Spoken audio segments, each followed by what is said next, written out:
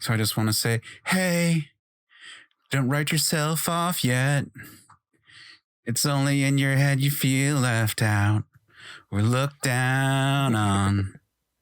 I liked it. Just try your best. Try everything you can. And don't you worry what they tell themselves when you're away. I liked it. I liked it too, but it made me laugh, which is what it needed to do. I came out of it like being like, man, I was really excited about that Jimmy Eat World song being in there. And then I saw the internet and I was like, oh, never what? Never mind. I'm wrong for that opinion.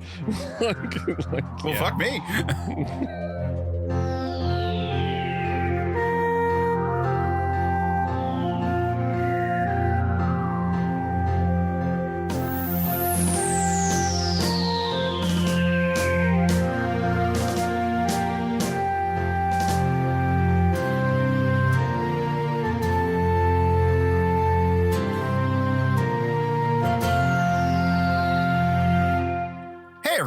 And welcome back to the Men of Steel podcast. I'm Case Aiken, and as always, I'm joined by my co-host, Jmike Folson. Oh my gosh, Case, are we being relevant today? Are we going to do something? Oh, yeah, I know. When it's supposed to come out? I know. We are honestly so bad at this. We did not coordinate at all, when we were going to do coverage of the topic today, which is in light of the recent release of the latest DCU movie in the Super family, we are having a conversation about 2026's Supergirl. And to have that conversation, because he would have murdered me if we wasn't on this episode, we're joined by our friend, Keith Lehtinen. Hi, everybody. I actually messaged Case, hey, do you want to do a Supergirl episode? And he's like, I meant to ask you about that. So technically, I initiated this. But yes, I would not have accepted anyone else being on this episode. Well, I think you probably would have accepted other people with you, but just not. Yes. but you had to be here was the key part of that one. Yep, exactly. And you made that very clear when the movie was announced. 100%. Yeah, I was and I can show you guys right here my phone. That's been my background since the moment that poster came out. Of Kara just leaning against the wall. I love it. And yeah, we're going to talk about it. I'm the world's biggest Supergirl defender, so for real. Yeah, so this is going to be a spoiler episode for anyone who's wondering. Spoilers. We're going to be talking about spoilers. So just you've been warned. So if you're not into the spoiler conversation, go check out the movie. I think overall we all enjoyed it at varying degrees of enjoyment. I was probably the most negative of the three of us, but I still enjoyed it and would recommend it. So yeah, I'd say go check it out and then come back and listen to this episode because I think we're about to have a really fun conversation. I can't believe you're going to be the most negative person, Case. This is new. I know. This is new. Well, I mean, you're not as familiar with the other past scenarios where oftentimes they do come in fairly hot on a movie, but that's not this movie. This movie I thought was fine. I have some issues with it. I have some aesthetic issues with it. I have some structural issues with it, and we'll talk about all of those. But you know what thing we haven't done in a minute because we haven't really recorded much in a minute, and the first episode we recorded since we came back from our little hiatus was not really the episode to do a synopsis kind of thing. But what we haven't done is everyone's favorite podcast within a podcast where Jmike describes the thing that we're actually trying to talk about. So Jmike, can you describe Supergirl 2026 in your own words? I was not prepared for this. Oh gosh. Supergirl goes on her life-changing hero journeys movie adventure. That's the fastest what I can give you. But in reality, she does, it's like a flashback movie of her learning how to be a hero, where you see her parents die. She tells her new friend, I forgot her name, even though she says 8,000 times, and it got really annoying. Ruthye. Yeah, it got really annoying the third time. But she tells Ruthye and shows Ruthye how to grow from grief and to be a hero and to learn from it and move on from it. We also see Lobo for 5 seconds, which was enough Lobo for this movie. And we learn about the world outside of Earth as a whole. You see all the aliens. It's really cool. Oh yeah, it's a cool little movie. I had fun. I gushed about it while we were there. I was like, oh, this is fun. I like this. I like that. I like that. Case is going to come in really hot in a couple of minutes. Be prepared. But it's a fun movie. Go see it for yourself. All right. Yeah. That is a quick synopsis of the movie. Yeah, I didn't get a chance to prepare that one. I was like, oh no. But yeah, it's a fun movie, Case. No, it's all good. A fun movie. I had a lot of fun. We're very rusty. Yeah, I had a lot of fun with that one. I'm surprised that you have what it seems to be some pushback on this one. Okay, so before we dig deep into the movie, let's talk about our thoughts on the character Supergirl, like before we went into this, because there's a lot of guys on the internet who are being negative for the sake of being negative about this movie. And I think that is dumb, bothersome just in general, because, sexism is a bad thing. But there's comparisons to the source material and there's comparisons to the character at large that can be made. And I think that both of those are going to be relevant things for us to discuss. So why don't we talk a little bit about her association with Supergirl, and specifically the book Supergirl Woman of Tomorrow, which is the source material for this movie, very, very heavily the source material for this movie, in a way that, say, is different than something like, say, Civil War for Marvel, where it's the name and then like some vague similarities. Like it's not 1-to-1, but there's some pretty close similarities through it. So I have always liked Supergirl, but I grew up with the Matrix entity Supergirl because I grew up as a child of the 90s. And so that was like the Supergirl that I was introduced to first, or rather second, because I saw the Helen Slater movie when I was a very little kid.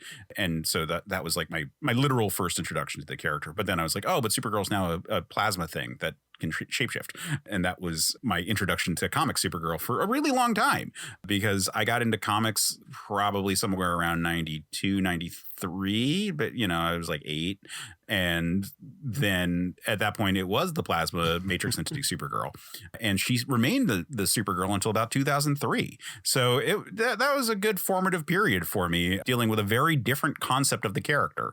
And then Kara Zor-El came back, and I spoke about this a bit when I did the trade school pilot on Many Happy Returns, which is an interaction between it's a really long story, the final form of the Matrix entity Supergirl after she had merged with the human, turned into an angel, separated from the human, and then that human gained all of her powers is that version, and then met the Silver Age Kara Zor-El. And so that was really my introduction to her in comics, outside of having picked up some random issues. Like I owned a copy of her death from Crisis on Infinite Earths. I picked that up in a 50-cent bin in Bethany Beach, Delaware, and that's always been a treasured book of mine as a result.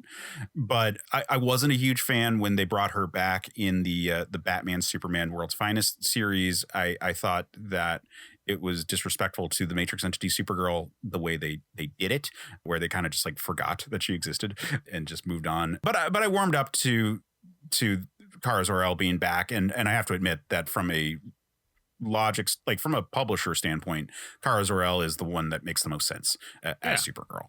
And she's really defined herself as a character. I really love the Melissa Benoist series. I think that's, I mean, like there's an argument to be made that that's kind of a distaff Superman more so than a distinct character. Right. But I still, great series, really loved it. I have read the New 52 stuff. I've read the Rebirth stuff. Generally enjoy that. The Rebirth stuff is obviously very influenced by the Melissa Benoist series. Or Benoist. I'm going to screw that. I say Benoist. Yeah, I'm not positive. She's great regardless. And I like the character. And so I was happy to see this movie coming out. I really do enjoy the Woman of Tomorrow series. It has been a minute since I read it, but fun book, beautiful book, gorgeous book that is worth bringing up the art, especially in contrast with this movie. I was excited that was the source material for this. And so that's sort of like my experience with this property. Like I said, like the character, like the source material. Jmike, how about you? Actually, when did I first come in contact with Supergirl? I think it was during the 90s in the My Adventures, or not My Adventures of Superman, but the Superman the Animated Series. And I asked Kara Inzi. and then Singer Justice League Unlimited and that run of TV shows, and then occasionally seeing her in comics. But to me, Kara Zor-El was always Supergirl. It wasn't until I started podcasting with you that I learned she had 50 other entities case. And I was like, oh, this is new. I didn't know about the Matrix and her being a plasmoid entity and then becoming the angel of what? An angel, basically? at a certain point. Yeah, the Earthborn Angel of Hope. I forget what specifically her field was, because there were different Earthborn Angels of different things. Like, these guys, in that man, series. cocaine's a hell of a drug. But anyway, they were definitely on something when they were writing these comics. And then I didn't know. Well, I did know that she died in Infinite Crisis. And I was like, okay, cool. But then, like, I always saw her as Kara Zor-El for forever. So that was always my Supergirl. So it's always been like, oh, this is in my head. She is my canon Supergirl. She always has been. And I think I've read a couple of her comics in the New 52 stuff just by skipping around. And we've talked about her numerous times on the show already. So Kara has always been mine. Never had any other one. She's my canonic Supergirl. And had you ever checked out the Woman of Tomorrow miniseries? It was on my list. Like, I have it like set aside for things I'm going to read, but I have never gotten to it. Totally fair. Totally fair. All right, Keith, give it to me. Okay.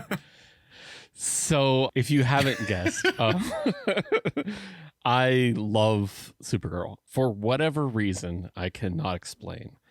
My DC fandom has always revolved around the female heroes, specifically Barbara Gordon and Kara, or Supergirl in general, to be honest with you.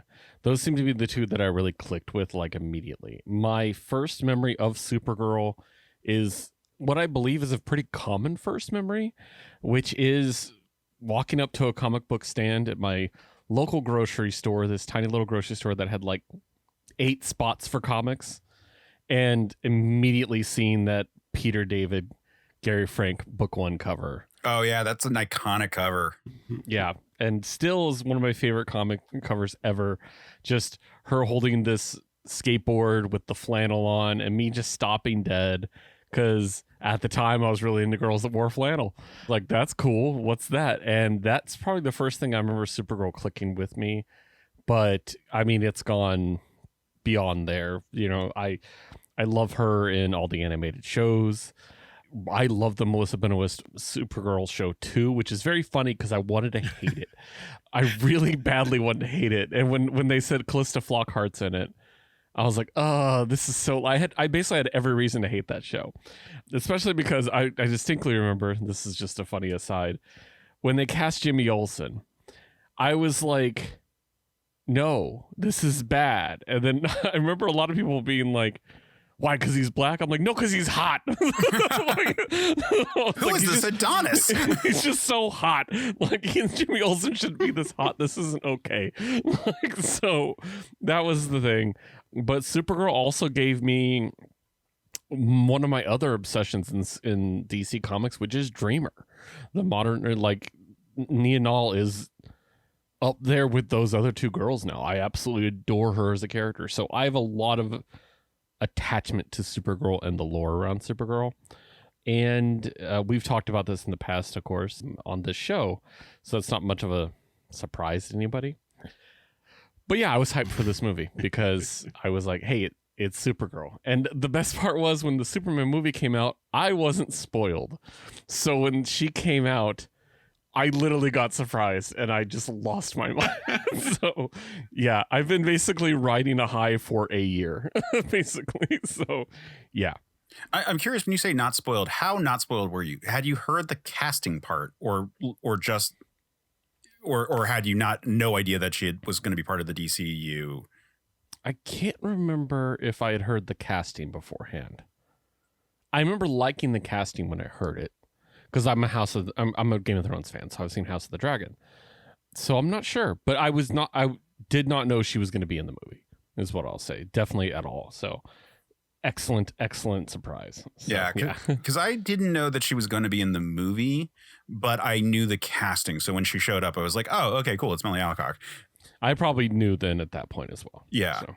But yeah, you know, and she had a memorable closing scene of the Superman movie, which was fun. I think that it plays up the party girl side of her a bit, considering that then that becomes a through line for this whole movie.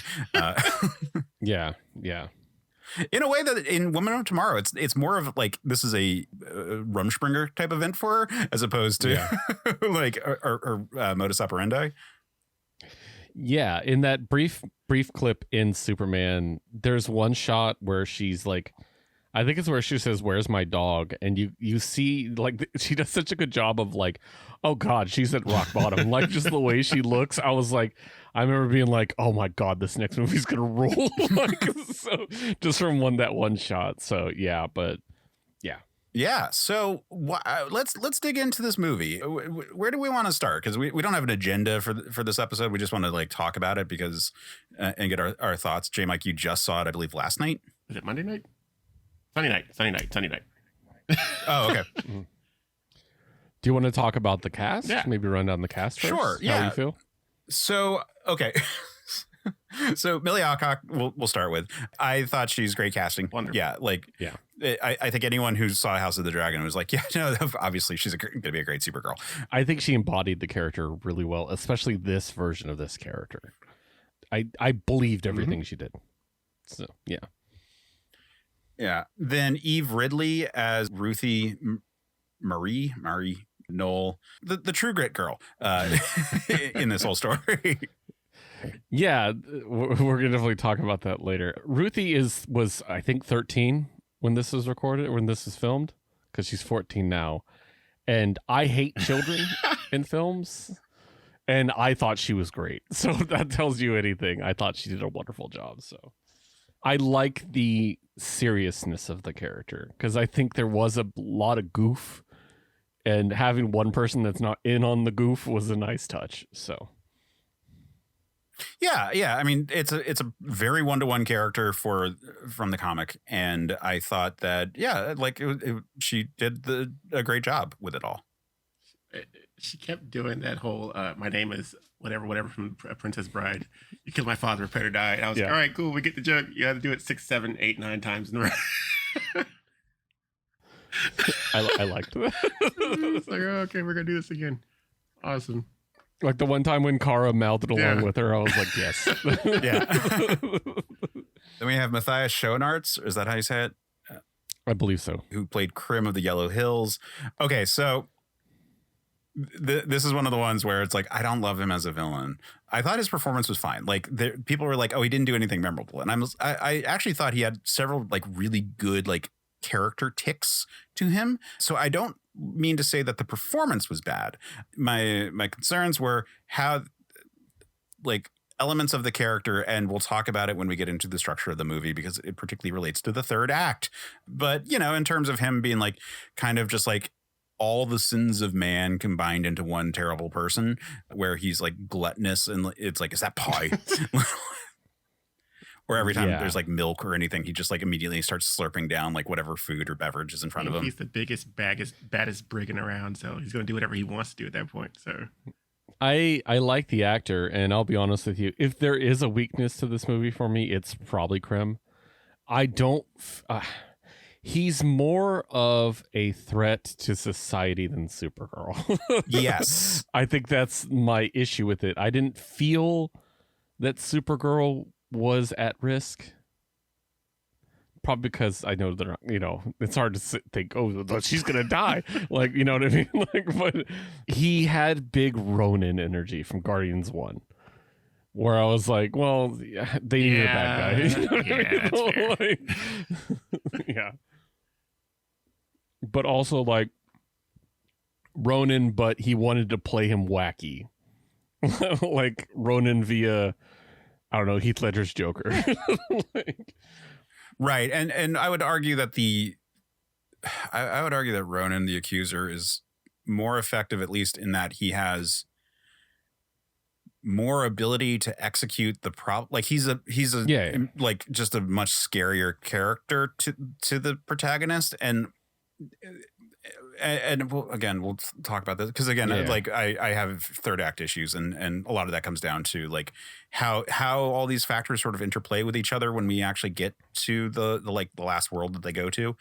But yeah, I was just disappointed with him in terms of like he was both too good and not good enough as a villain in certain ways. Like he had a few areas where he was like too big of a villain, like he was super strong and able to like throw tanks around and like had this like, you know, sex slave cartel thing that he's running, but at the same time, and he's like clever enough to like come up with weapons to work on Supergirl. Yeah, but also like he cares about a fucking sword that isn't like a special sword. It's just a well-made sword. There's just Krem's a problem. We'll talk about him more. Yeah. But I don't think it's the actor. No. I think it was literally what he was given. And I think that happens sometimes with villains in superhero movies where they kind of don't get the focus they need to be a full character because we got to get these characters over, especially first movies. Yeah. So then so I came out of the movie and I went home and my dad and I saw it because we were out at the beach together this past weekend. And when the next morning, I'm like telling my wife about it. And I'm like, character I really liked, Zor-El, played by David Krumholtz. And I'm really liked this all. And she's like, he's like kind of problematic. And I was like, oh no. Yeah. Like apparently very shitty to women, leads like harassment campaigns against them. And it's like, fuck. Cause actually like David Krumholtz has always been like a comedic actor who I've always enjoyed as like, it's like, oh, it's fucking that guy. Yeah. Unfortunate, but good God, he was great in this. Right. Mm-hmm. Right. Like I was actually going to bring that up if you didn't. Everything that happened in Argo was stunning. Yeah. And done so well. I have one quibble that we will get back to, but I thought that I thought that he was really good. I thought that Emily Beecham as Allura was also really good. She obviously has a lesser role because she's mostly dying for the majority that we see her on screen. Right. But I thought that they both did a really good job. And I liked a lot of Argo. Argo was really like a very strong part of the movie for me. Yeah. And it's honestly, for those who haven't read the comic or haven't seen the movie yet, one of the things that sets this story apart, the thing that really sets this story apart, the one thing is the way they kind of retell her origin story to make it so much more tragic and to really separate her from Superman. And that is Argo, what happens on Argo. So it's a really important part to get right. So it's really good they did. Yeah, I want to spend more time talking about Argo City because I have a lot of thoughts about how they handled it in good ways and bad, but especially good ways.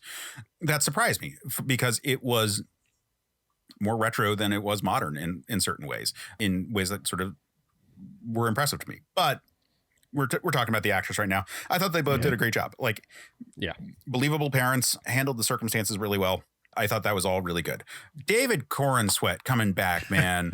Every scene he was fucking in, he stole. That's actually a conversation we had after the movie, me and Mando, where I was like, this movie really reinforced to me that he is kind of the perfect Superman. like him bouncing off of Kara a couple times and his aw shucks patience is just so perfect. Like, I love him. Yeah, like showstopper scene, like the scene where Kara actually lands on Earth and he's just like trying to talk to her. He's like, you have no idea what I'm saying, dude. What am I going to do? It's so fucking good. I love my favorite line was Kansas? Wait, why would you know Kansas? like that was my favorite. Yeah. He's Superman. He's great. He's great. Already. Yeah. We did a whole podcast about how great his movie was. Like, but what I will say is really shocking is how good he is in this one, especially as a comedic foil. Yeah. And for how little he appears. Like, is it 3 scenes? I mean, is he in 3 scenes, I want to say? Well, he has a bunch of like tries to call her scenes, so we do see him a lot. This movie is a really small movie. Like, we're almost done with the cast right now. Like, aside from the brigands and stuff, like and the bystanders, like, because there's just it's a smaller, tighter movie in a lot of ways, especially compared to Superman. Like, Corenswet is honestly shockingly large in this movie for how little he's actually sharing scenes with her because of the amount of like calls that he makes to her. Really good at reinforcing just how good of a Superman he is and how you can use Superman in different ways in movies to be like an effective character. Yeah. We're going to talk quite a bit about that when we talk about the plot, I'm sure. So yeah. Also, a character we're going to talk about when we talk about the plot is Jason Momoa as Lobo. Yes. And from a casting standpoint, holy shit. Like, I showed a picture of Lobo from the comics to my wife and she was like, oh, that's Jason Momoa. And I was like, that's right. Like, this is correct. This is why we all were like confused when he was cast as Aquaman. Yeah. Yeah. I don't like Lobo as a character, and I loved him as Lobo. Like, he was wasted. And I liked Aquaman. I did, but what a waste. He should have been Lobo from the beginning. Right. Like, absolutely. Like, perfect casting. And in terms of, like, what they had to do to make him look like Lobo, they painted him white and gave him some teeth. Gave him a big old hook and a motorcycle. Like, I mean, obviously, it does, and the reports have come out that he was kind of inserted into this movie. And yeah, it felt a tiny bit awkward once or twice, but I don't care. It just made it more fun. I think that he is excellent casting for the part. I think the part was, inserted is a good word for it. Wasted would be another word I would have for it. There is no point in the movie that he actively changes how the circumstances are moving forward. He adds a little bit of chaos to chaotic scenes, but all he does is sort of magnify the chaos. And there's nothing really that I felt like required Lobo to be there or made Lobo, like, there's no scene where he made things better or worse, like in meaningful ways for the characters. And so inserted, I think, is a good description for him. He's there and he's an unlikely ally. But again, when we get into the third act conversation, I have big thoughts about how is he like, technically ally, because he's just kind of there sometimes. he's like a natural disaster. He's just kind of like around when things happen. He's like, oh, this is my shot. I guess I should do something. I think this was a pretty clear example of him being inserted as a backdoor pilot to do something else with the character. Right. You know? So, I mean, sometimes you do that, you know what I mean? So, but that's about it for all the major characters. I mean, we've got like the people who played her family. We've got the bystanders who have like their daughter that's abducted and they try to like poison Kara. We've got some of the other raiders, but like you're missing one A-lister. There is Seth Rogen as the alien. And honestly, I didn't realize it was him at first. Really? I didn't recognize the voice at first. I'm because like it comes out of nowhere. You're like, wait, that sounds familiar, and it kind of like it glosses over it, and then you're like, you come back later, like, wait, is that Seth Rogen? Because the dialogue was genuinely funny. I wasn't like, oh, Seth Rogen's here. I was like, that's funny. And then like 3 lines in, I'm like, is that Seth Rogen? Like, so like, yeah, that was just a really funny moment with him and that's being the little alien. So yeah. Yeah, that was a surprise for me. I did not see that coming, and he was fine. He was funny in the scene, and that was one of the more enjoyable scenes I would say in the movie. So I was having a good old time with him there. And Krypto came back as well. Yeah, Krypto. But Krypto's a CGI dog, so it's not even like how dare. Krypto's the best boy. He's not even a very good dog. I will say, as far as the characterization of Krypto, which is a funny thing to say, I have a brand new golden retriever puppy who's 5 months old. Me and Amanda were dying at everything this dog did because we're like, yeah, that's our dog. Like, that's exactly what he does. So yeah, it was uncomfortably close. Yep. Yeah, that checks out for like a poorly behaved pup. Yeah. All right. So why don't we rip off the Band-Aid on one of the problems I had with this movie, which is the aesthetics of this movie. So I felt that this movie ended up looking fairly brown and orange for the majority of it in a way that was depressing to me, only because this was an opportunity for a lot of locations and kind of looks to it. And it all felt very consistent. Like the fact that they went from world to world to world, it didn't look like they went from world to world to world. It all looked like it was kind of a kind. And so that was kind of a bothersome detail, especially because, as I alluded to before, in Supergirl, the Woman of Tomorrow, the art is extremely lush. Yeah, I think you threw a reference out before about True Grit. I think it's because this is every Western story, like old, except instead of an old version of John Wayne, it's Supergirl. You know, like young girl needs help. You know, reluctant hero helps out, you know, like it goes against the rustlers, you know what I mean? Like it literally felt like so many of those stories and also beyond Westerns, like things like, you know, like The Last of Us and stuff like that. Like there's a pretty heavy trope there. I wouldn't have noticed the colorization bothering me if I didn't love the comics so much. because like you said, the comic is so lush. Going along with this criticism, there's one thing I will throw in. Some of the action scenes were shot so darkly, you can't see what's happening. And that's a common thing in American action, is so you can't see that things aren't connecting, right? Specifically, the fight in the bar was so dark, I couldn't see anything. So, yeah. And that kind of just goes together with this movie. Like, I think some of it is like hiding some CGI by way of having a color graded all kind of the same, and especially to have it be kind of dark. I think that is an unfortunate problem that just especially American CGI heavy action movies have. And so this one just happens to have that same problem. But like, yes, the comic, also Superman, like Superman was a really bright and colorful movie with like a lot of different like kind of colorful locales. And this one, like, it first started bothering me when they made the point of the different suns, like the different solar spectrums at each world. And I was like, oh, but the actual environment doesn't feel that different. Like, I get it that a red sun wouldn't just make your sky just be like completely red, but it didn't feel like that we were seeing dramatically different environments, despite the fact that they were supposed to be dramatically different worlds. Okay. Yeah, I mean, I guess I could see that. And I mean, I hate to keep referring to the comic. The comic, there's more worlds, you know what I mean? There's more variety. And I think that maybe that helped it a lot. Condensing that story down to this movie, it definitely required some cutting. And maybe one really vivid world would have been nice as kind of to break it up a bit. So yeah, or at least like have things like the space bus that they're on that Seth Rogen appears on. Like, you know, if it was like lit in a different way so that it just looked dramatically different from everything else, could have sort of offset that.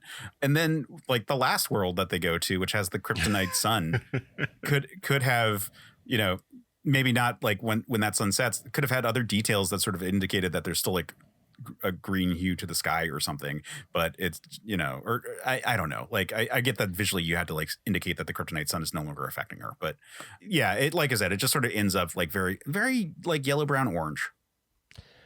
And to be fair, I'm colorblind, so like maybe that's why it didn't bother me. Like when it's like, oh, it's Krem of the Yellow Hills. All the fucking hills are yellow in this movie. Yeah, I mean, yeah, I think I agree with the color grade. Oddly, it got worse as the movie went on, because the first planet, like maybe because that first scene at the bar outside, you know, the guy trying to steal the sword was in darkness. It was way more vivid and nice looking. So yeah. And it's weird because that's the red sun world that they're on. Like that should have been the one that was like the most like muddy brown kind of, or muddy red colored. And then it's not for all the other places she goes. I will say Argo was a different color grade. Yeah, that's true. Yeah. Nice. Yeah. Although it did have like a consistent red color to it. Mm-hmm. But yeah, Argo had a visual style, mostly because it had that sort of like neoclassical kind of design to it, like with a lot of like marble. Yeah, 100%. Why don't we talk about Argo for a minute? Beautiful world. Okay. So I really enjoyed the look of Argo City. I really enjoyed the panic that they had when like Krypton's exploding and they're like turning on the force field and you can see people getting cut off from entering the inside of the force field. Like I thought that was all very good. yeah. Cut off from getting inside. Like I thought that was all really cool details for the movie. I was surprised that they went with Supergirl was born later. Yeah. Like because the modern Supergirl, like the from the era of the Jeff Loeb like reintroduction of her in Superman, Batman, World's Finest, has been that she's the older cousin of Clark. Mm-hmm. But they went with the 60s version, like where it's a pocket of air keeping the planet okay, and then there's kryptonite poisoning and she has to leave because there's kryptonite poisoning. Here's the only problem I have with it, which is they didn't spend enough time establishing the circumstances that Argo City was in following the destruction of Krypton. We don't see very much about like how they're maintaining their world and what resources they have. Because unlike Krypton in the first place blowing up, where no one believed them that it was going to be destroyed, and so Jor-El made the rocket by himself, Zor-El theoretically could have made more rockets, or did the plan from the animated series, like put them all in the Phantom Zone, or at least saved his wife, like at least or others. And I didn't get a good sense in this movie about what were the limitations living in the domed city of Argo. Yeah, I could get that. I think my response to that would be, what would that add to the story? You know what I mean? Like, I think we needed to set the problem that Argo had, the stress point. And as much as I would love a 6-hour version of this movie, I'd watch the crap out of it. I think we needed to kind of check out of Argo, especially because it was all, except for like very brief flashes, it was all one long flashback, so maybe they didn't want to linger in it too long is what I'm thinking, or something like that. The comic, I will say, goes into excruciating detail to the point that I'm uncomfortable. Like when I read it, like I get really depressed when I read that comic, that part. So yeah, it didn't bother me, I guess. Maybe because we're both lore people, you know what I mean? Yeah, so, like it just felt like a scene. Like we could have gotten a line of dialogue being like, "We have just enough power to like send you to Earth," or something like that. Would have sufficed. Because it just felt so weird that Kara's then the only survivor of Argo City. Because like when she leaves, like not everyone's dead. Like there's like almost a vibe that it's gonna be revealed to be okay at the end, or that there will be still more survivors, or at least Peter O'Toole will be left alive at the end. Like that was just like a thing that stuck out at me. Again, the Argo City stuff I really liked in this movie, but it was just like a little piece where I'm like, oh, tell me a little bit more. There was also that line when her dad is talking to her about Clark getting sent to Earth to be like a conqueror, basically. And I was like, oh, so it was true. Yeah, there was a bunch of people online talking about that. Like, oh, they're just trying to reconfirm it. I'm like, they said it like 6 times. I was like, you never know if it's true or not. And I was like, oh, it is true. Oh, gotcha, cool. Yeah. No, I actually liked keeping that, and that putting Zor-El in a different light. You know what I mean? Like, I like that it's kind of like Clark's dad is obviously very misguided and Clark turned out to be Clark. And then like Kara's dad seems to be the one that it's actually, the good guy, and Kara turned out to be the one that's damaged. Like that flip is really kind of interesting to me. So, yeah. Yeah, that I think is my only like real problem with the Argo City stuff, because I do really like the look of it. I thought it had a really cool design for it all. And you know what I really love was the way they used Argo City and the death of Allura to indicate how important Krypto was to Supergirl. Yeah. Definitely, yeah. Because you look at the scene from Superman with just the brief bit, and you're like, "Where's my dog?" And you're just like, "Oh, this is fun. It's her dog, ha ha ha." And then you realize, oh God, when you watch this movie, you're like, that's all she has. Like, that's crazy. So yeah, I think that was done really, really well too. Although the idea that there was a stray dog just wandering on Argo was a little funny to me. Like, you would think they'd have, like, that was the one like plot hole for Argo that bothered me. And it was just like, this is a closed loop system. They're going to be aware of every single organism in this place. He was in like the Krypton, I want to say. When they kind of panned out, you see like all the caskets everywhere, and I was like, oh God. Yeah. We know what Krypto's been living on. Oh God. That got depressing, really, like even more depressing. That's why he has powers. But I will say, Kate, I was kind of like, oh, they went with that storyline of her being younger than him. Because I was like, oh, wait, it was like, cause I was expecting her to be around already when I saw the ship leave, and I thought like Zor-El was gonna go and get her, but I was like, oh, she's not even born yet. And I was like, oh, well, poop. It is kind of interesting because that means she never saw Krypton, right? Which does give her an interest. Like Argo was her world, you know what I mean? And I think that's kind of cool. But I liked basically everything about the Argo run. I think it was really interesting, visually interesting, and again, problematic aside, amazing Zor-El performance. Right. So, yeah. So mad about the situation. Yeah. Yeah. He had the perfect amount of compassion and sadness and love. And it's just, yeah. And shockingly good use of the Kryptonian language. Yeah. Yeah. I actually saw a really great interview with Millie Alcock talking about it. Yeah. How she learned the language. Yeah. Because she learned it like she had to learn High Valyrian for Game of Thrones, and just talking about like, you know, learning it like a song and stuff. And I was like, that's really interesting. Like, yeah.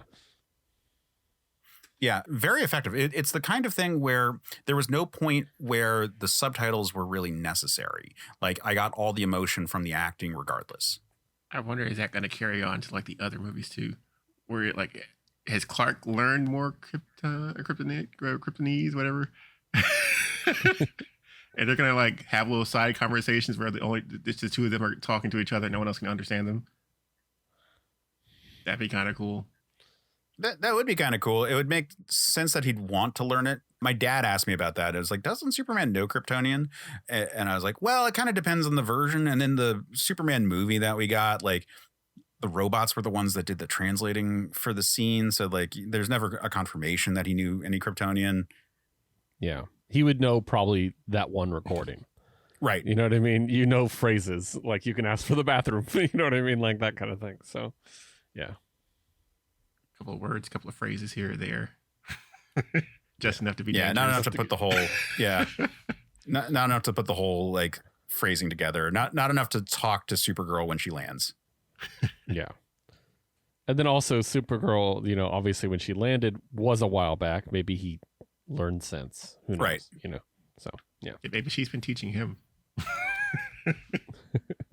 Yeah, probably a certain amount, because that would be how it would kind of go in the process of teaching her English. Let's talk about the pop culture references that Supergirl makes in this movie and is just generally into. I enjoyed when we show her kind of like floating in space, like between her benders. She's like watching like old movies, like she's watching like a black and white movie. Mm-hmm. So like I kind of enjoyed like this idea that she was like sort of just absorbing Earth culture as much as she could. They make a point that music is her escape.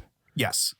Yeah, which I thought was really smart. It's, you know, I'm just going to preface this. I know James Gunn did not direct this movie, but because that's like the whole thing online, but it's a very James Gunn thing to do. Yes. You know, like to find a good reason to use music. It's literally an escape in all three Guardians movies. So I think that was really, really well done. And yeah, we might talk about the music separately, but yeah, her absorbing like that. I like that there weren't in your face references like there were in Guardians. Like, you know, she wasn't just like, but what about Joan Jett? You know what I mean? Like, well, so I liked that. You know? So that's kind of the thing. Nando V Movies brought this up before the movie came out, and it stuck with me, where it's like, it is interesting that she's into old music, you know, like so like one of the details I like is that she has an iPod specifically as her like device for listening to music. But that made me think that like she should have like wired earbuds as opposed to the over the ear ones that she's wearing, just because like that would be the thing that you would associate more with like Apple ones. And like the over the ear ones look like the ones that fucking Star-Lord wears. In my head, imagine she has an iPod specifically because Clark that's what I was going to say. Right. Well, yeah. But then it should be the music that Clark likes. And so like, well, she probably just immediately erased it. Probably. It's like, nope. Clark, your music's lame.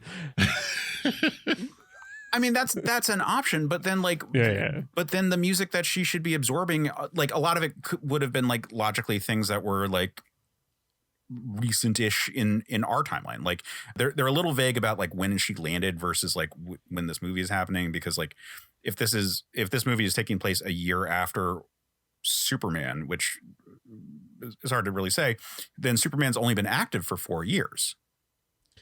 I mean, there was some pretty modern stuff on there. Like Wet Leg was played. Well, it depends if we're talking about like what we heard coming out of her headphones versus what we just heard. But Wet Leg was on there. What was other Halsey, like a recent Halsey song. Okay. There were a couple of recent things. So I think it was just kind of like a mix. You know what I mean? Which, I mean, That's what my playlist looked like. You know what I mean? Yeah, I mean, that's fair. Like, it's not like the end of the world. Like, you know, I was surprised that we didn't get a Blondie track in the movie, considering that Blondie is the t-shirt she wears throughout the entire movie, and it's all the trailer stuff. Yeah, that was a discourse online. I assumed that was going to be like the track for the closing credits, but it didn't. So it was just a surprise. Yeah. Meanwhile, so there's one needle drop that apparently everyone on the internet hates, but I fucking loved. I did too. In this movie, which is that there's a cover of The Middle by Jimmy Eat World that I sat up and I was like, fuck yeah, because I am a giant Jimmy Eat World fan. And I was like, I hadn't heard this cover before and I'm enjoying it. Yeah, I really liked it. I had a stupid argument with this idiot online where he's just like, why didn't they just use the Jimmy Eat World version? I'm like, when's the last time you listened to that song? I'm like, imagine that over that scene with the really quick driving beat and the happy poppy sound as she's beating the crap out of dudes. Right. Like, that would make no sense whatsoever. I liked it. I thought it was the right balance of genuinely a really cool emotional moment, but also a little bit funny. Like, I like that. So yeah, no problems there. Yeah. Meanwhile, there was one track. It wasn't a track. A character sang it that just fucking pissed me off, which is in the bar scene where someone just like sings The Girl from Ipanema. I was going to say that. That's the only musical moment I did not like. Like, put it in a fucking alien language at least. Like, don't have him just sing English, like an English song in an alien bar. But it's so big that they even know it across the galaxy case. Yeah. God damn, like, of all the songs.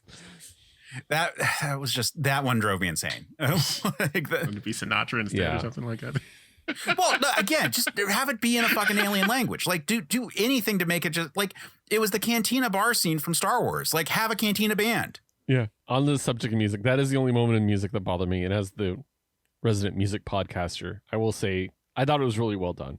I personally loved hearing Silver Lining by Rilo Kiley. I love Rilo Kiley. And I think that's an excellent band to match the mood of this movie. So that was probably the highlight for me as far as music goes. But yeah. Yeah. But yeah, I think that like there's a lot like there's a lot of like things going on in the movie that I enjoyed. Like the fight scenes, you know, we noted are fairly dark, but I thought it was like good action scenes, and like the like especially the early ones where she's on a Red Sun world were like good stakes to like have them be effective against her. One thing I was thinking about, because this would have you know helped explain like why it mattered, is it would have been cool if that sword could hurt her even under a yellow sun. Yeah, that could be stakes that would be added. You know what I mean? Like, and you know, we could couch it behind like it's magic. You know what I mean? Yeah. That's always very easy. The metal is fucking magic, or the metal is infused with red sun energy because it's from a red sun world, or something, or it's just that fucking sharp. Yeah, exactly. I think that would have actually been a cool idea. I think more lore around the sword in general would have made more sense. Yeah. Like, why this sword? And then it's like 2/3 of the way through, it's just like, oh, the sword doesn't really matter as much anymore. Like that was kind of dropped, you know. The sword was kind of like weak, I'll give you that. Yeah, like it made the whole reason for them, the fact that the sword was kind of weak made the reason for Krem to come in the first place feel like, well, why did he fucking come to this world and all that, and that like, because he's not just passing through, he's actually coming for a thing, like you know, which is a deviation from the comic in that regard. Why is he here for this thing if like he has space weapons? Well, and we did kind of like get the idea that like he has a like I was under the impression that they got the stuff out of the supply closet or whatever, where all the swords were. This is her father's sword. Like, I think this is the one he personally carried, and that because they did say they had like a whole like, you know, storage like thing. Shed. So I think they took everything except this sword, is the impression I got, but they didn't explicitly say that. So, and I think that would have been great as like, this is the last thing of my father's, you know what I mean? That would add the extra thing to it. I will say her father, by the way, we didn't mention him in casting, but it's Ferdinand Kingsley, which is Ben Kingsley's son. Oh, wow. Oh, dope. And did so good. If you watch The Sandman, the Netflix adaptation, he played Hobgoblin. So just so good. But yeah, we didn't mention him during casting because it was kind of a small part. Yeah. How long is he in? He's like in there for like maybe 7 minutes, if that. Yeah. If that, yeah. I thought honestly when I saw him, I was like, "Is that no, the guy dude looks like Ben Kingsley?" And I was like, "Oh wait, yeah, I know who that is." So, yeah, like if the sword had been, or if they had established all the weapons he had made were like more potent than the average weapon, then that could have helped sort some of the problems I have with the third act, which we might as well start talking about, because I think that most of the movie leading up to the third act is working fine. Like I think that the general stakes of them on the hunt for Krem with a ticking clock for Krypto is all working okay. It's a little weird how tight a timeline that is with space travel. yeah. Yeah, you know, in the comic, it's a fake out anyway, but like in this, it's not. And so it's like, okay, well, a ticking clock is a good thing from a storytelling perspective. Like I get that it's a literal ticking clock in this movie, but you know, that's all fine. We have some good action scenes in there when like the fight with the pirates in space with the teleportation stuff, like all that was all really cool. I thought that scene looked really good. I loved the whole like, can you get us closer to that yellow sun as she's like trying to put the spacesuit on. Like fun details there. It is kind of interesting that like, so to me throughout this entire movie, she's kind of like on half tank with her solar energy because she's like almost always depleted. Yeah. And she always gets like a yellow sun just in time. So that was a fun like thing I kept seeing, like because like Clark, he's usually out, like he can be out of like solar energy, like he can be away from a yellow sun for a while and he'll be okay. But she's like almost always on E in this movie. She's like getting her butt kicked around and stuff, and she's like, oh wait, a yellow sun, I can recuperate, and then she'll come back. But I was like, she's like always on E in this movie. Yeah, that gets into the old conversation of, are Kryptonians photosynthetic or photovoltaic? Do they God. Do they just respond to having superpowers, or like does the yellow sun just give them their full power suite, or do they have to charge up? Right, yeah. She needs that fucking laser thing from Superman where they focus it to charge it back up and heal him. That's what she needs. Yeah, I will say we were talking a bit about the action scenes, and I did mention I didn't like the bar scenes action because it was very dark. But once they got outside, it was really cool. Like when Lobo joined the fight and they're just wrecking people, I thought that was a lot of fun. And I will say the thing I'm very surprised about is in the story, when they're on that planet and the two people that tried to poison her and soul her out, Bomar and his wife, I can't remember her name. I'm surprised. And I had a legit like, oh my God, when they both died and so did their daughter. I expected her to be able to save the daughter or something like that. Right. But I was like, that's really grim. And that's like a low key moment that really sets the tone for why this is different than say the Superman movie. And that was like, I think that was a really key moment for me. So, yeah. Yeah. And I like the stakes of like, oh, they're amassing like sex slaves, like this human trafficking thing is a really interesting element that is like a believable thing that these like brigands would do. Side note, obviously not a game breaker for this movie, but like the fact that they're like, do you know about the brigands? Like, and everyone's just like, oh yeah, we know the brigands. Like it's the most generic word for bad guys that you could have. And everyone's like, yeah, no, we know the brigands. It would be one thing if it was like the, Krem of the Yellow Hills, like is like a very specific thing, but like it's just the brigands. It's like, do you know about the pirates? Yeah, we know the pirates. Like, yeah, and I mean, also, are we talking universal translators and maybe it's a specific word? Like who knows? But no, I get what you're saying. Well, it's a weird detail in the language of this movie. It's like she does ask people like, oh, the common tongue, so like. I guess brigands means like things. But it is kind of weird that everyone's like, oh yeah, we know them. Wink, wink. No, I get that. Yeah, wink, wink. Yeah, we know the brigands. Yeah, we know what you're talking about. Yeah, that was just like a weird detail there. But I like the idea that this is like a thing that I probably would have enjoyed her being a little more horrified about it or something, like having a little bit of a bigger reaction. But like it's a big stake, and at the end of the movie, it's like, oh, we have to stop the girls from being like taken or killed. Yeah, I will say, just you saying be more horrified. moment I have to mention. And I think this is something that we're seeing more of in movies right now. And I think we're still on the side of it being awesome, which is her flying up into space and screaming in silence was great. Yes, that was a cool scene. Yeah, obviously with the Star Wars sequel series, they're like, oh, we can do silent things in space and people love it. And we're seeing more of that, right? I think we're still on the good side of like, this isn't overdone yet. And I think hers version was amazing, like just so good. Because that was also the most emotion we've seen, or actually the most emotion we see the entire movie from her. So yeah, I really liked that. Yeah. All right, let's talk third act. Okay, because these are my quibbles. And like I said, I still thought this movie was like, I would say C plus is my rating on this one, if we're going on a letter grade scale. But like I said, like a 6.5 out of 10. If we're doing 5 stars, it would be it falls to a 3 for me. So like that.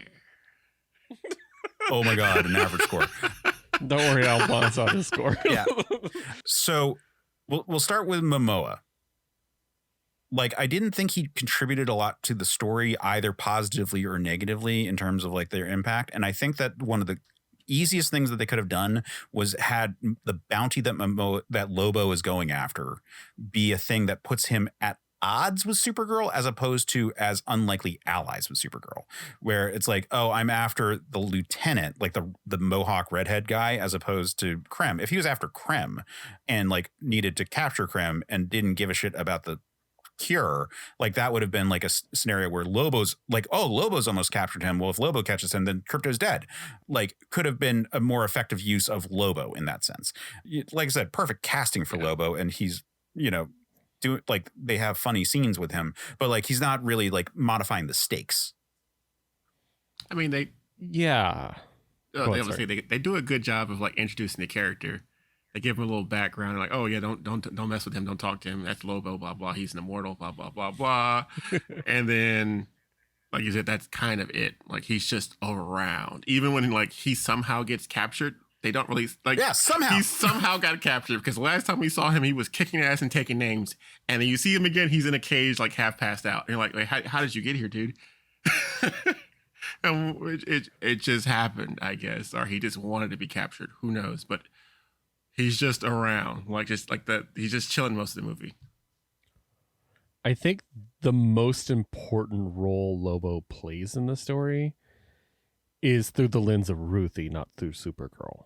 With them being in jail next to each other, I think there was an opportunity that was missed that would have been very easily resolved, showing basically that Lobo could be what she becomes if she does seek vengeance. You know what I mean? Like, I think that's a very easy fix right there.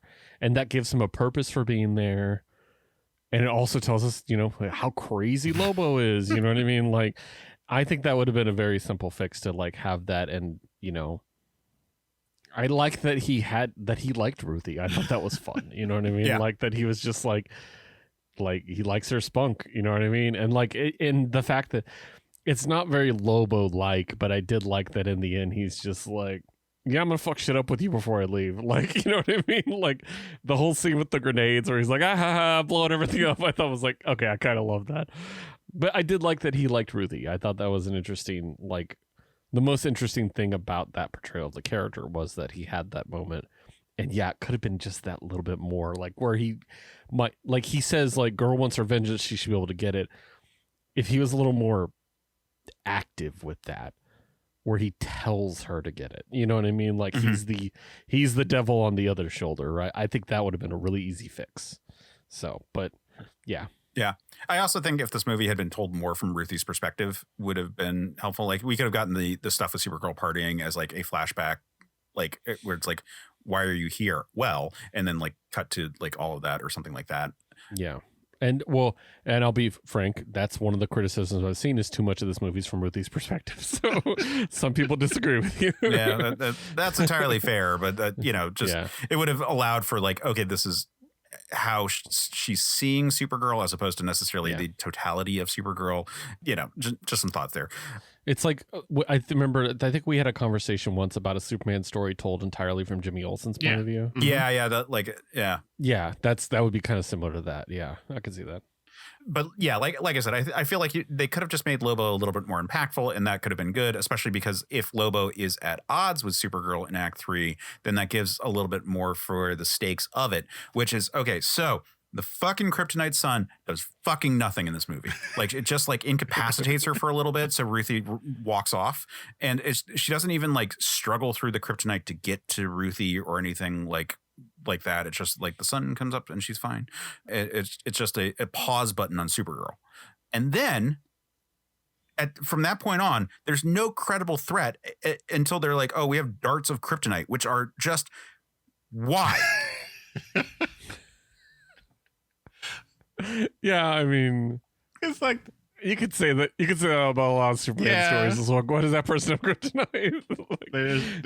Like, there's a line in one of the newer episodes of My Adventures of Superman where like one of the girls says, you know, like, oh, we have kryptonite. It's literally everywhere on the street now. All the robots have them, and so and like, yeah, I was like, because it's only like 2 Kryptonians, quote unquote, that we know of in that universe right now. So like, how the hell does he know that kryptonite affects Supergirl like that? He's never come across her before at all. And he was like, oh, MacGuffin, click. And I was like, are you serious?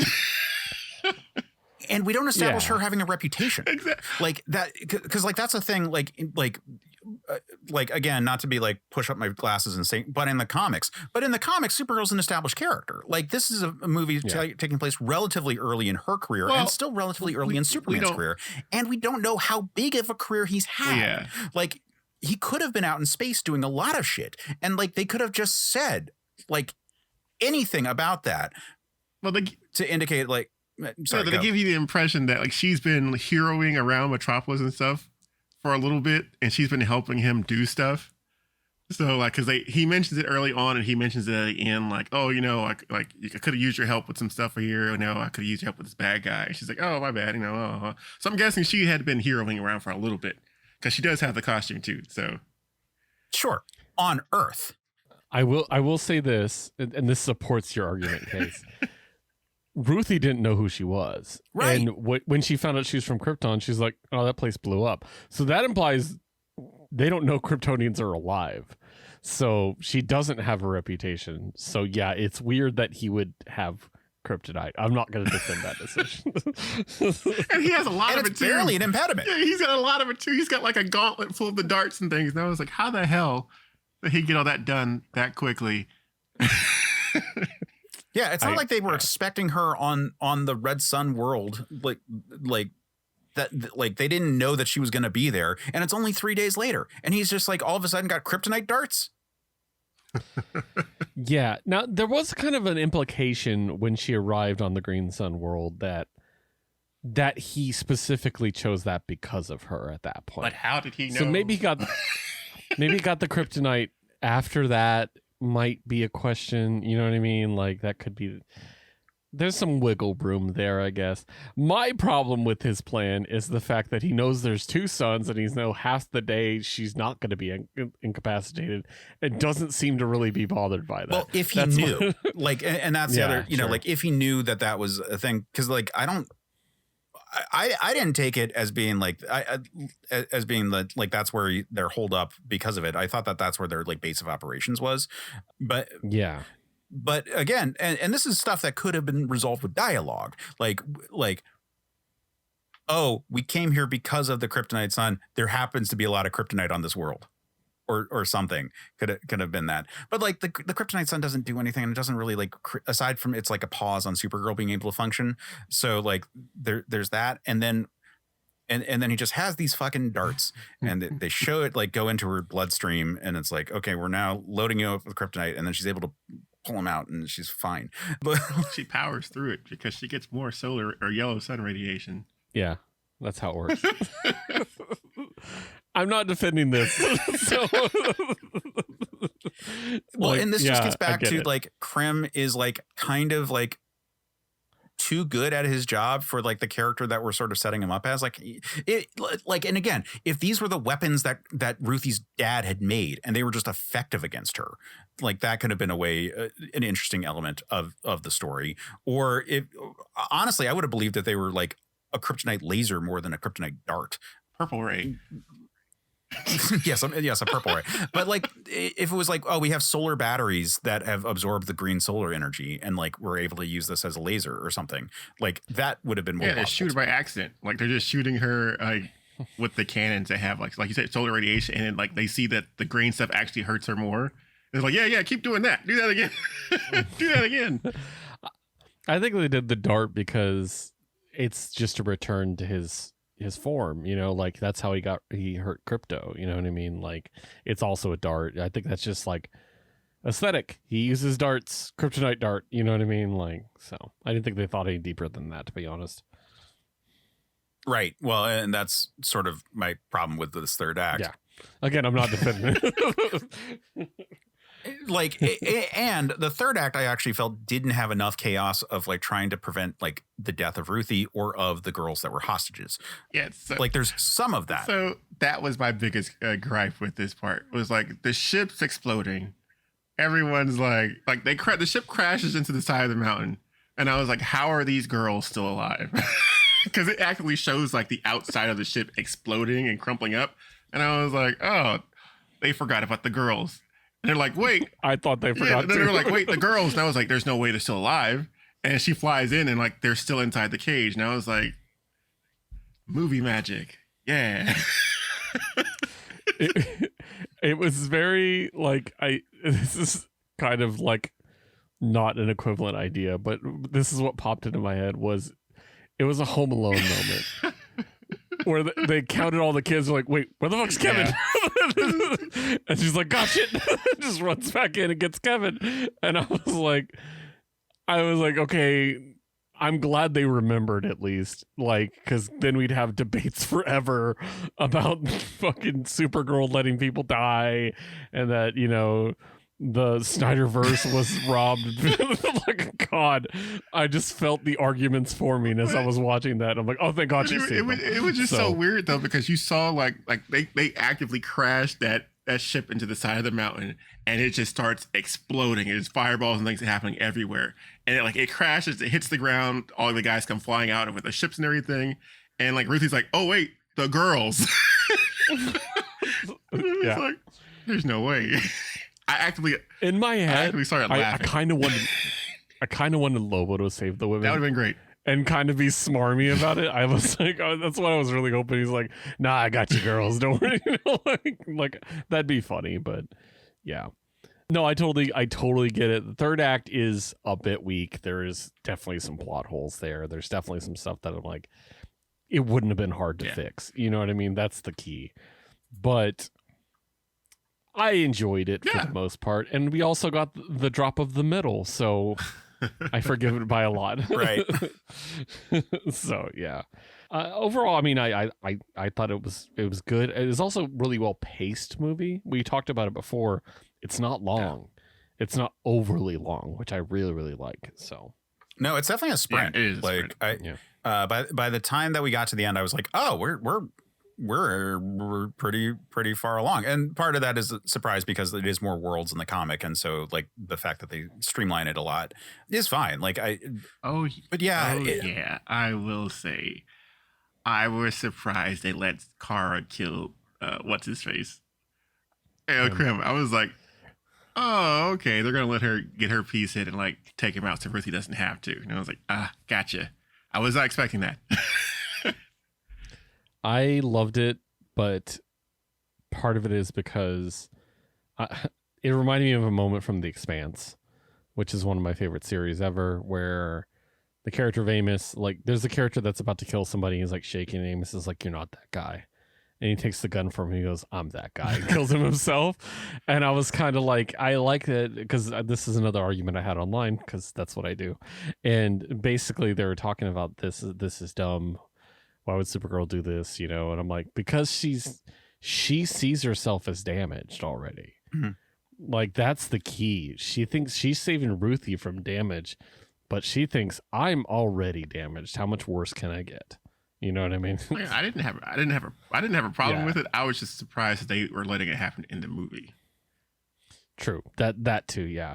Which goes back to what Case said about what if Krem was Lobo's target. Yeah. That's an easy out at the end, is they give him to Lobo. And yeah. he's like, no, and they drag him off, you know what I mean? Like, I guess Lobo's just chilling on the hill, like watching all this stuff happen. Yeah. So, but also, would that be a cop out? You know what I mean? Like, to the vengeance story is like, we'll just give him to Lobo. We'll let him die off screen. You know what I mean? Like, I don't know. It's debatable either way. Or you could have had Lobo like do the finishing blow. It just come out with the hook just comes out of nowhere. And they could add a comedy, James Gunn comedy bit where he's like, oh, I tried to just, put him down non-lethal. Now I'm gonna get less bounty or whatever, you know what I mean? Like, yeah. Or it could have been like, hey, Lobo, was the bounty dead or alive? Like, hell yeah. Or yeah, frag yeah, or you frag and know it, and it's like, that's good, have fun, and like toss them that way. Could have been an interesting way of doing it, because obviously we're not going to do the way the comic ends it, where like there's like hundreds of years or something like pass, and like Ruthie's so old, and they like expose him from the Phantom Zone. Yeah. I can get the controversy behind it. There are people, one way or the other. I liked it personally. Probably because specifically we were doing an angle of sex trafficking. So I'm like, no, he needs to be put down. Right. Yeah. Like, I didn't mind it that much, especially because it's Supergirl and not Superman. And like, this Supergirl is, like I said, not a distaff counterpart of Superman in the same sense. So like, it's not just Superman, but with boobs. Like, we have a different character who is, like we said, very, very much coming from a damaged situation. So it didn't bug me as much, but it did surprise me. And like, it was strange that after the squirrel saving scene in Superman, where they're going to really hard pivot that way. Yeah. And I think this is a really great time for me to bring up one thing I made sure I wanted to talk about. My favorite scene from this movie is the last scene, which is her coming to Earth and seeing Kal-El again, and her tentatively reaching out. You know what I mean? Like, because we talked about how great David Corenswet is and how great he was in this movie. Oh no, he's getting into chocolate. Yeah, he's infinitely patient with her. You know what I mean? And that's one thing I love, is he's just waiting. He's just waiting and waiting. So to me, the best payoff in this movie is the moment she does reach back. And I've just loved that. And then the idea of, we know that she's going to be a big player in this movie universe going forward. We've been told this already. She's going to be a major part of it. So setting this up, and setting her up not to just be, oh, golly gee, cousin, I'm going to be just like you. But now we have her coming from a really interesting space. She did kill a guy, and now she's trying to be better. You know what I mean? Like, that is so interesting to me. And that last scene really set that up nicely. So one of the reasons why she's as lethal as she is at the end of the movie is because of her relationship with Krypto. And we hinted at this before. I really, really like the fact that they established Krypto, like that she found Krypto in the funeral for her mom.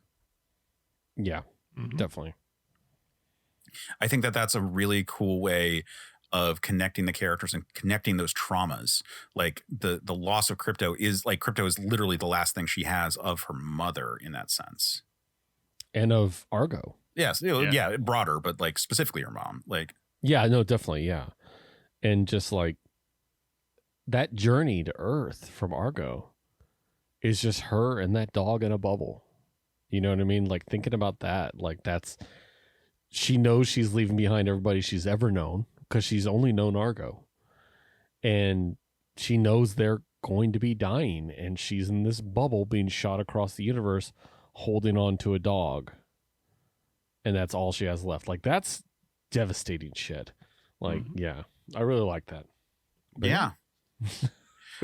But I mean, that kind of wraps up the big things I wanted to talk about with this movie. I'm looking through my notes that I made after I saw it, and you know, I will say that I was having a hard time reacting to Lobo because like my brain sees like Jason Momoa, but it also hears while he's talking, it hears Brad Garrett as like my Lobo from when I was a kid. And I kept expecting him to keep going to main man's here. You know, it was like, he's not doing the thing. He did all the Lobo things. I will say the one thing that Bastich coming out of his mouth didn't quite feel right. There was something off there. Like, it was awkward when he said it. Yeah, I was kind of like, that he has to say it. You know what I mean? But like, it's very clear he wants to say bastard. You know what I mean? Like, and he's just like, okay, bastard. Like, it's like, yeah. But other than that, he was great. Yeah. So here, I think, is a good time for us to drop in some people's thoughts, because like the Superman movie, I put out a call online for people to send in audio submissions for their thoughts on the movie. And so without further ado, here are some of our listeners' feedback about Supergirl. Hey, everyone. This is Case in the future, here to welcome all of the people who submitted feedback on the new Supergirl movie. I wanted to give each person an introduction, since when we did this for Superman, I realized that some people, didn't actually say who they were. This time I wanted to make sure that we gave the proper flowers to everyone who contributed. So first up, we have Alan Williams. He's from the Watch This Space podcast. I was on recently to talk about The Truman Show, although I don't think the episode has dropped yet as of the time of this recording going out. We'll see. Podcast time is weird. But here's Alan's thoughts on Supergirl. Hi, this is Alan Williams from the Legion of Substitute Podcasters, and Watch This Space with some thoughts on the new Supergirl movie. To start off, you're going to hear the word solid a lot from me about this film. I'd give it an 8 out of 10. And it expands a new DCU off Earth. It gives some good character development for Supergirl, but it still has some pacing issues that might have been fixed if they'd have moved some of the story elements around, not necessarily deleted anything, cut anything, but maybe put them in a different spot. Now, something I noticed is that this movie is very much the opposite of Gunn's Superman film. See, unlike Clark, Kara, yes, I say Kara, not Kara, has a childhood on Krypton, or at least on a part of Krypton. And Zor-El sends her to Earth to save her, where Superman is about Clark discovering and accepting an unpleasant truth that Jor-El and Lara basically just sent him to Earth to conquer it. Supergirl is about Kara starting to embrace Zor-El and Allura's basic messages of just be good and you carry us in your heart, where Clark has to reject the destiny that Jor-El and Lara planned for Kal-El. Kara finally begins to accept Earth as a new home and accept why her parents let her go. I think the idea is that she feels abandoned and Clark felt embraced. I think Millie Alcock has a strong performance as Supergirl, and although I thought the character of Ruthye was kind of flat, Eve Ridley's acting was promising enough that I want to see more of her, and I want to see what she's like in some other roles. Jason Momoa as Lobo was a chef's kiss. I mean, just excellent. Seth Rogen's turn as the bus driver was classic, and between his performance and Corenswet's appropriately goofy Man of Steel, it created scenes that helped keep the film from getting too dark, from becoming so serious that you end up squirming trying to watch it. Overall, I didn't think anybody's performance stood out like a sore thumb. Again, solid. Not necessarily Oscar material, obviously, but good for this kind of a film. Not every film has to be perfect, after all. Now, I have seen comparisons between Supergirl and True Grit. Now, I've never seen either version of True Grit. I've read up on them. I know the plots of them. And I do see similarities between both versions of True Grit and Supergirl. And it kind of addresses one of the complaints I've seen, is that there seems to be a lack of chemistry or empathy between the maid of might and, well, everyone else in the film. See, the film, it doesn't wrap up Kara's character growth in a tidy little package that takes under 2 hours. No, this mirrors real life. Life doesn't work that way when you're starting to emotionally open up, especially when you've been carrying a lot of grief around for a long time. And what we're seeing in this film is Supergirl starting to work through some of the grief and anger that she's never let go of. And it shouldn't end with her all happy and excited about life on Earth. And that's something that I appreciate. It's something that they've even addressed sometimes in the comics, depending on which version of Supergirl you're reading, that there is a certain amount of resentment. There's a certain amount of isolation. She has this feeling of being isolated because she knows what it's like to be Kryptonian. Clark doesn't. As a matter of fact, he's Clark, not Kal-El, really, especially in the most recent stuff. It also makes sense to me that Kara's first concern is Krypto over anyone else. And that's for 2 reasons. Number one, in story, it makes sense because Krypto's her last connection to Krypton. She doesn't meet Clark until she reaches Earth. And again, he's Clark. He's not Kal-El, at least not to her. He really identifies as Terran, rather Kryptonian. It reminded me of the end of Man of Steel #6 way back in 1987, where John Byrne wrote something to the effect of, and I'm paraphrasing here, I may be from Krypton, but Earth makes me human. The second reason why it makes sense to me their first concern is Krypto kind of goes back to the story of John Wick. I mean, it all kicks off because his dog was killed. Why does it kick off because his dog was killed? Because his dog represented a connection to dealing with his grief. So yeah, that's very similar reasons. And that's why I don't have a big issue with them saying, oh yeah, it's really because of trying to save Krypto and not really much of anything else.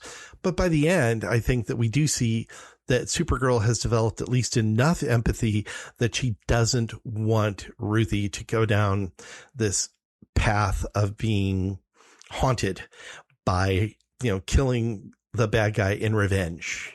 And again, that as far as the bad guy goes, now I've seen some things about that too online. Like I said, I've never read the comic. Okay. Because I've never read it, I don't know anything in particular about Drom Baxton, sorry, but I think he's a good villain. I have seen enough YouTube videos that I know what Baxton is like in the comic.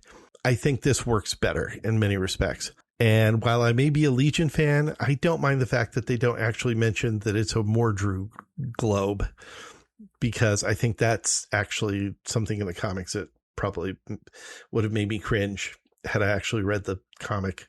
Solid visual effects. I was never pulled out of the film by something truly hokey. I'm not going to say that they are the most impressive stellar effects ever, but they do work. The visuals work for this film. My only complaint about visuals has to do with costuming.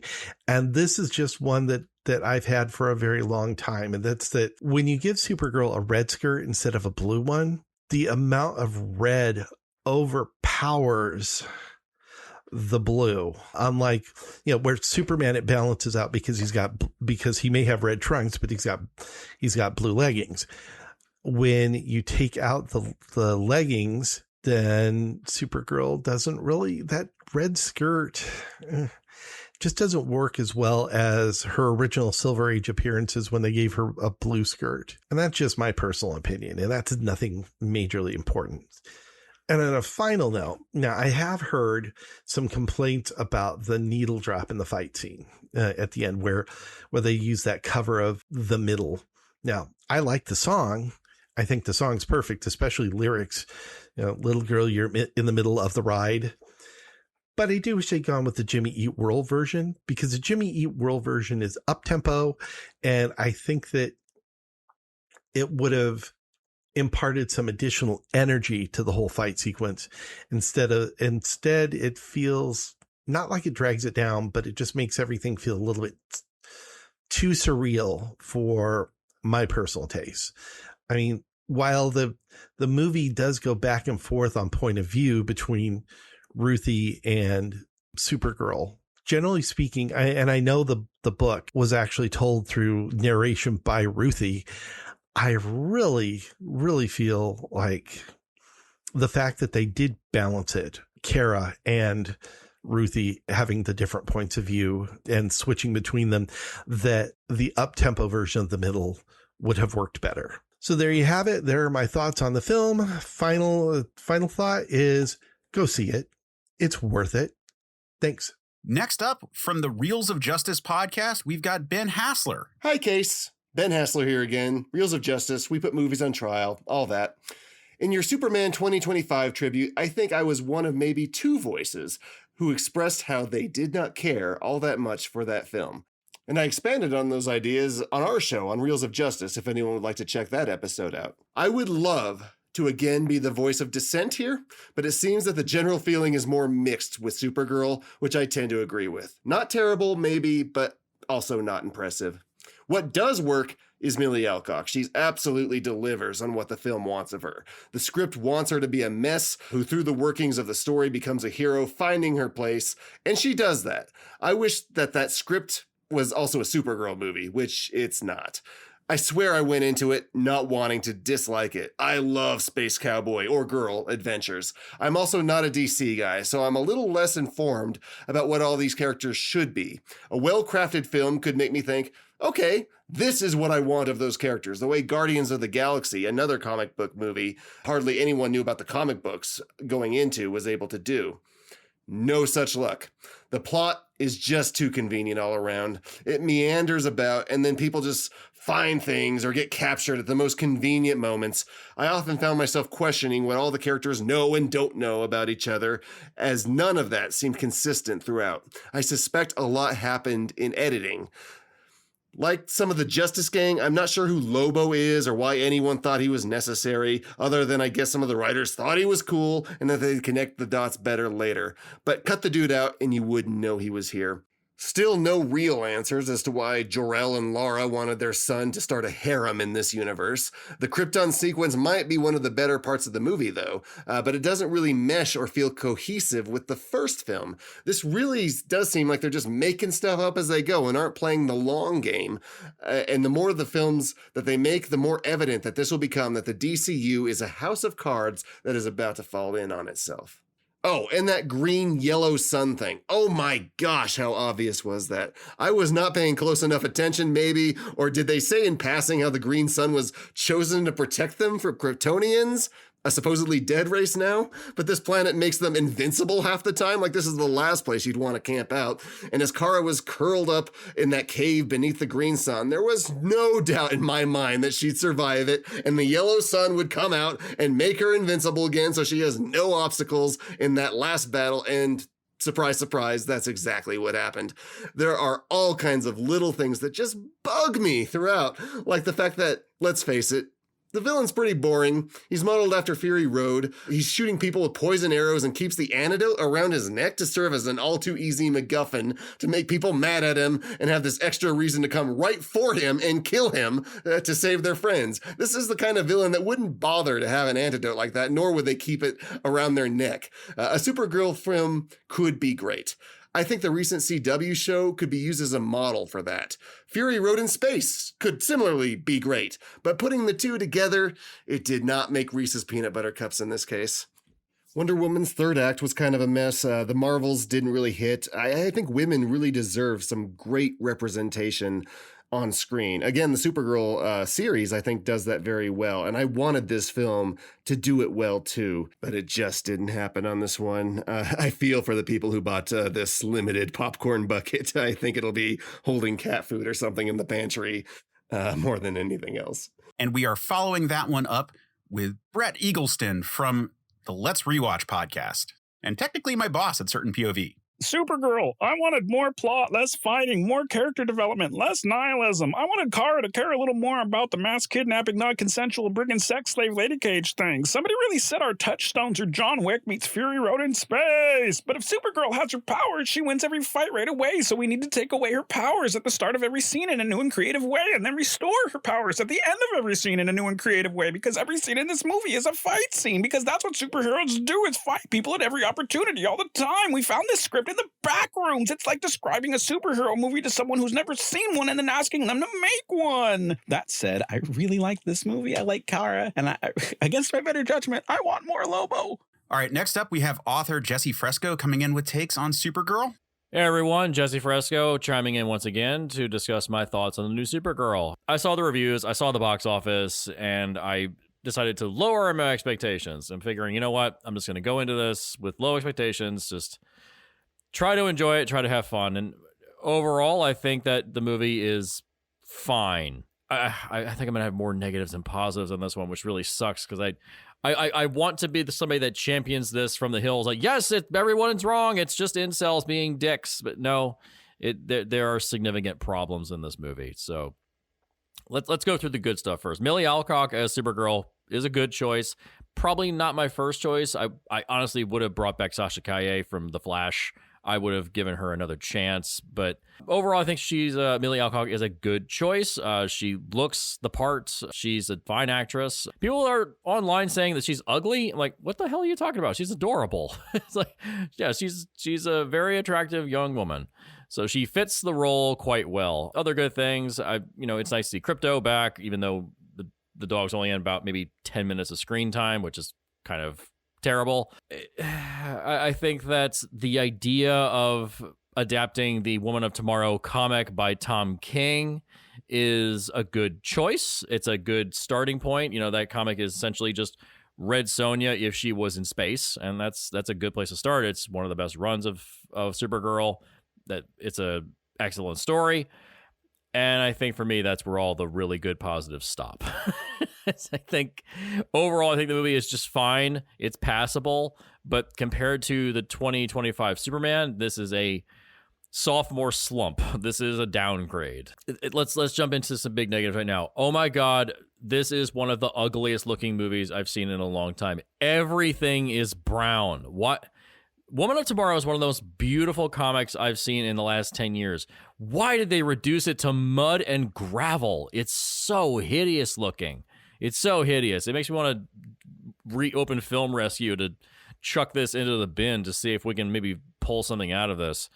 Yeah, it's really gross looking. I don't like the look. And there's lens flares everywhere. Oh, J.J. Abrams. Oh, you have cursed this industry, I swear. Other negatives, while it is based upon the storyline of the Woman of Tomorrow comics, it is not adapting it, really. This is not an adaptation of that story because ultimately is very, very different. The theme of that comic is that ultimately revenge will not give you the things you want. It will not give you seeking revenge like that will not give you satisfaction. And the themes of the end of the movie, they get very muddled, and yet, spoilers for the end of the movie, the main villain, Krem, Supergirl in the comic just throws him into the Phantom Zone, and he comes out like 150 some odd years later, and then he's a different man. He's rehabilitated, and then she just kicks him in the head and walks away.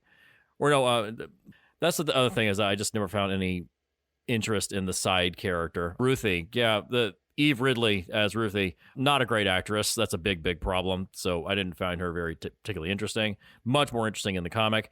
In the comic, Krem is sent to the Phantom Zone and then comes back out a changed man, and Ruthye kicks him and walks away. In the movie, Ruthye does not take the revenge, walks away, and then Supergirl just stabs him. So it's okay for her to kill this person, but not for anybody else. Honestly, as I was watching it, it felt like this is chaff from the Snyderverse. This feels a lot like a Snyder movie because just the way it looks, the way it feels, it definitely feels odd. Yeah, I wish I could offer more positive. Oh, Jason Momoa as Lobo is fun, but he's in maybe 5 minutes of screen time, and ultimately, if you cut him out of the movie, nothing really changes in the movie. I think he's just there because they needed to set him up for a future film. That's fine, But if that's the case, why not make him more integral to the story? It's a revenge story. He's going after a bounty. The bounty is associated with the people that they are going after. Why don't they just team up? Like with the Superman movie that came out last year, where you have Mr. Terrific and the Justice Gang teaming up with Superman a lot. Why not have Lobo more integral to the movie?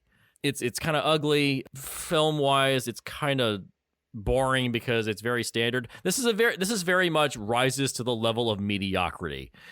Way to shoot for the middle, guys. And Craig Gillespie is not a bad director. He's a very competent filmmaker. This guy made I, Tonya. It's a great movie. And even the 2011 Fright Night movie, which he made, was not bad. I actually quite like it over the original Fright Night. This is not an untalented filmmaker. But it does feel a lot of times like director for hire. Just come in, sit in the chair, say action. This isn't a James Gunn movie, but goddamn if it doesn't feel like Temu James Gunn movie. It feels like a side story from Guardians of the Galaxy at times. And that's a big problem. It has no real identity of its own. It doesn't feel like it has anything new to offer. It doesn't feel like it actually was even made with the best of intentions. They made the 2025 Superman movie not just to launch a universe, but because James Gunn actually found something he wanted to say with Superman. This feels like it exists because we need to get Supergirl into the next Superman movie. And we need to have her prequel, backstory, etc., explained beforehand so we can get to that. It feels like it is a latched on tumor to the next Superman movie. I know that sounds disparaging, but it really does feel like, honestly, I would put money on the table and say if you actually cut out all the flashback scenes of Kara arriving on Earth and leaving the remnants of the shielded city from Krypton, if you had her, all that stuff excised from this Supergirl movie and shove it over to the prologue of the next Superman, it would probably fit just fine. Even having not seen that movie yet, I have a feeling if you just did that in a fan edit, it'll probably still work and you can ignore this entire movie. The other big sin of this movie is the score is lame as fuck. Oh my God. I mean, Supergirl herself has no theme song. Unlike the Superman movie where the score really pops a lot of the time, and going back, I rewatched it recently. Man, that score is good. It's so good. It resonates John Williams, but it feels fresh.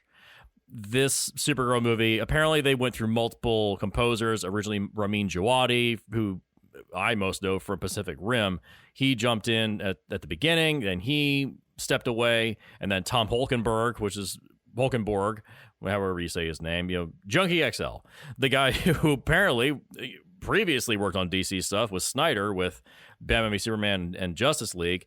He was then brought in, and then he stepped away. And then this other woman, Claudia Same, who has done a lot of TV work, was brought in to pick up the pieces, and it is the blandest score. I would never purchase this soundtrack ever. The choices of the needle drop songs, some are okay, and some are aggressively annoying. Like I said, this is not a James Gunn movie, but damn, it really wishes it was. There are points where it feels like, oh, aren't we clever? Aren't we cute?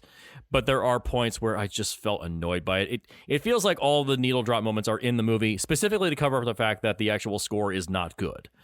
That's what it feels like as you're watching it, and even in retrospect, you're like, damn, like a lot of those soundtrack moments, they don't really stand out because a lot of the fight scenes are not particularly well choreographed. They don't look that great. And then there's the one big needle drop moment that everybody has been shitting on online in the climax.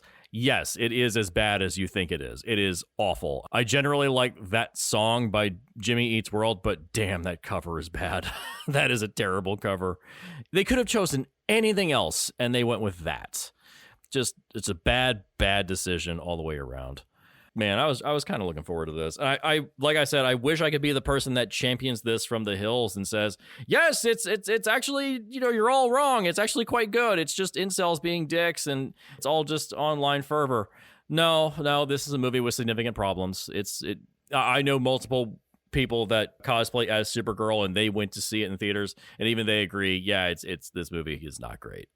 It's a real shame. I hope that Man of Tomorrow does better. This is not going to impact that film's box office. I mean, the things that have been popular recently are smaller budgeted films like Backrooms and Obsession. They did really, really well recently because they're not known properties. I mean, Backrooms is, but it's an online thing. They did extremely well. I think maybe the superhero craze is finally coming to an end. I think it's everyone says, oh, but Doomsday is coming out, with Avengers Doomsday. Everyone's going to get crazy about that. But it's coming out the same day as Dune Part 3. I think that's going to probably take the box office. I think people are finally realizing that the superhero stuff is fading away. Comic book movies, they're always going to be around. But I think that this was the tipping point where everyone's realizing maybe everyone has grown out of it. I do think that the DCU will continue. I think that these movies will be fine. Will I be clamoring for them after this? Probably not. I've also kind of moved on. Honestly, the thing I'm just entertainment-wise looking forward to later this year, the new Street Fighter. Of all the things, I'm looking forward to the new Street Fighter movie. That's where I'm at. I think that this Supergirl movie just feels like it's a little too late. If this had come out maybe 5 years ago, I would have been more excited about it. But now, I mean, I think the other issue is that superheroes, they also reflect current day political situations, and superheroes themselves are meant to be inherently good, and that good will always triumph over evil. And the current political stratosphere we're dealing with, good is getting the shit kicked out of it. So movies like this that are meant to be an escape make you feel good at the end. When they come out like this and they're just mediocre, it really puts a damper on anybody wanting to continue to pursue these types of films. Like I said, this is not the worst thing ever. It's not a terrible movie. Would I watch it again? Maybe I'd put it on the background if I'm doing other stuff at home, but I don't think I'd ever pay to watch this in a theater anymore. I mean, part of me wants to say, yeah, I pay your money to go see it, but there are other better movies in theaters right now, and I would recommend those over this. It's like when your parents say to you, son, I'm not mad at you, I'm just disappointed. It's that. I'm not mad at you, I'm just disappointed. Yeah, that's my general thoughts. I'm not mad, I'm just disappointed. And then we have Kris Ingersoll, host of the Batman by the Numbers and Media Lit podcast. Okay, Supergirl 2026. I had a blast in the cinema. I really liked this movie. There's plenty to nitpick, and I've heard some great takes, pulling apart the storytelling and critiquing it thoughtfully, and I understand where they're coming from. But for me, this story worked, and I had an excellent time watching Kara go on her adventure. Millie Alcock is Supergirl. She wore that S unlike anybody has before, and I cannot wait to get more of it. This film was full of originality and creativity, despite aping James Gunn more than I wish they had. I've never seen a Kryptonian in space. For that alone, this was a ton of fun. I've also never seen a live-action Argo City.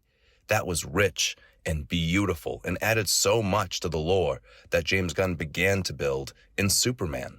Don't even get me started on the themes of grief and depression and what it looks like to sit in that pain explored under a green sun. Sure, folks have had their nitpicks, but for me, Supergirl 2026 is a success, and I can't wait to get more of this character. All right, next up, we have a real treat. We've got Mitch Punpayuk, former host and master of all things from the Geek Elite Media Podcast Network, which is sadly defunct, but still a friend of the show. Let's hear what he has to say. Hey, y'all. This is Mitch from Arizona, and I just want to say I liked Supergirl. Let me start off with saying that I haven't read Woman of Tomorrow, so I didn't have that going in. As a big fan of origin stories, this one was a good one. Wrapping her story around grief and PTSD was the best way to show that Kara is different from Clark, and I was here for it. But once I actually saw the movie, I liked that it was more than just that. Why is this getting so much hate? Same reason every comic book superhero movie or series focusing on a female protagonist is, and it's as simple as that. Are there flaws in the movie? Absolutely. Like most blockbusters, giant set pieces beat out story and character development when it comes to what hits the cutting room floor.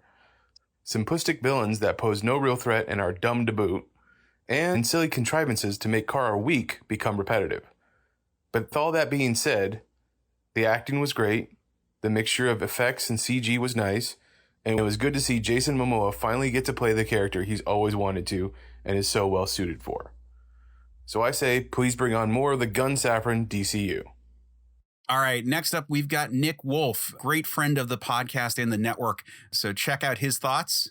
Hello. This is Nic Woolfe, and I'm here to talk about Supergirl 2026. I've been very excited to see this movie. I got a brand new Superman shirt with the updated crest from the 2025 Superman movie from last year. And I've got apparently never worn Superman socks back from when Man of Steel came out. They're still in good condition, but I was all set to see this movie. I was very excited. And now having seen it, I will say that this movie is, pretty good. But comparing it, like, I know it's gauche to compare movies at sometimes, because it seems like it's saying why couldn't it have been like this movie? But when you take into account Superman 2025 and other movies that I'm going to be talking about later on as I'm getting out my thoughts, Superman 2025 was a breath of fresh air when it came to superhero movies, whereas Supergirl, and I mean this in the best way possible, feels like stuff we've seen before. Millie Alcock. I like Millie Alcock. She's good in the movie. She's good as what they're going for with Supergirl. Admittedly, so funny story, I actually reread Woman of Tomorrow after I saw the movie. I got it done in about 2 hours or so. And the part of the fun of reading Woman of Tomorrow is that the way that Supergirl is depicted in the comic, I hear Melissa Benoist when I'm reading Supergirl, which makes it really funny when she's just swearing up a storm like a sailor in that book. But with Millie Alcock, I see that they are trying to draw more of a contrast between her and Clark. At least that was my impression. And it's done very well. I really liked when she's trying to save Ruthye from Lobo in the bar. Kara's just oh no, that's Lobo. You don't want anything to do with Lobo. He's no good. When she's later passing her and Ruthye off as oh, we're just some girls from Metropolis hopping around the solar system. I thought that was really funny. You couldn't get away with that in the book, so that's an improvement I felt the movie made as far as adapting it from book to screen. There was also a bit of dialogue early on that I thought was going to come payback off later as we got closer to the climax, early in the movie when Kara is explaining her superhero name to Ruthye. She's I'm not Superwoman, I'm Supergirl. And it's almost why? Aren't you an adult? Ruthye says. And Kara doesn't really have an answer to that. Now, my reading is that because she left Krypton when, I'm guessing she was a young adult. In the book, she was 14 when she left Krypton, or Argo City, rather. So it kind of reads to me as that sense of arrested development that Kara was in when she left Argo City and has not really been able to get out of it. I could be totally wrong about that. I'm hoping that's not as bad as the whole Jeff Johns writing Power Girl as to why she doesn't have a logo on her chest back from way back when. But yeah, that was something that I thought was going to come back later on that Kara was going to expound upon when they were on the binary sun planet with the yellow sun and the green sun. Again, I don't know if my interpretation would have helped or hurt anything, but it's just something I thought about. Speaking of colors, green suns, yellow suns, I wouldn't call this movie not colorful, at least at the beginning. There's good uses of blues, yellows, and reds at the very start. Where it's an issue is around the midpoint where they're on the planet where the brigands are. That's when it starts to get a little bit more dark and gray, which was a little disappointing. Especially after having seen Project Hail Mary earlier this year, which is a surprisingly colorful movie. I'm not the first person to have said this. The way some scenes look in Project Hail Mary is how you expect most of Supergirl, or at least a book based off of Supergirl, Woman of Tomorrow, would look all the time, or almost all the time. Speaking of the brigands, Krem, the big bad of the movie, I thought he was all right. I think there is not so much as a upwards trajectory from who he was in the comics, so much as a side lateral sort of trajectory for where his character went in this adaptation, like with the whole brigands being women traffickers. There's no other way to say it. That's certainly a choice.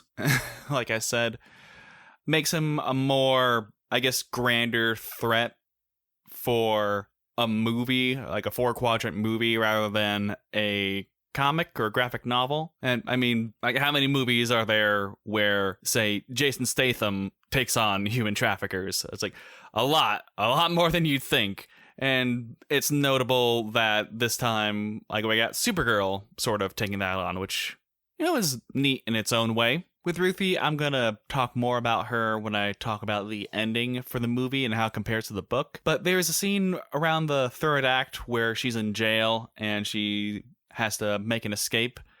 I thought it was a fine sequence, but there's like 2 instances where she jumps into the vents, and I'm like, how did she do that? And it's not really something that having a montage of, like, I don't know, Kara training Ruthye to jump good, as it were, would fix. But I feel like it needed some setup because it kind of took me out of there just for a little bit. One last thing before I talk about the end of the movie, the action. Again, it was good. Like, I really liked the teleportation fight on the bus between the space pirates that aren't the brigands and Kara. That's probably the most inventive action scene in the movie.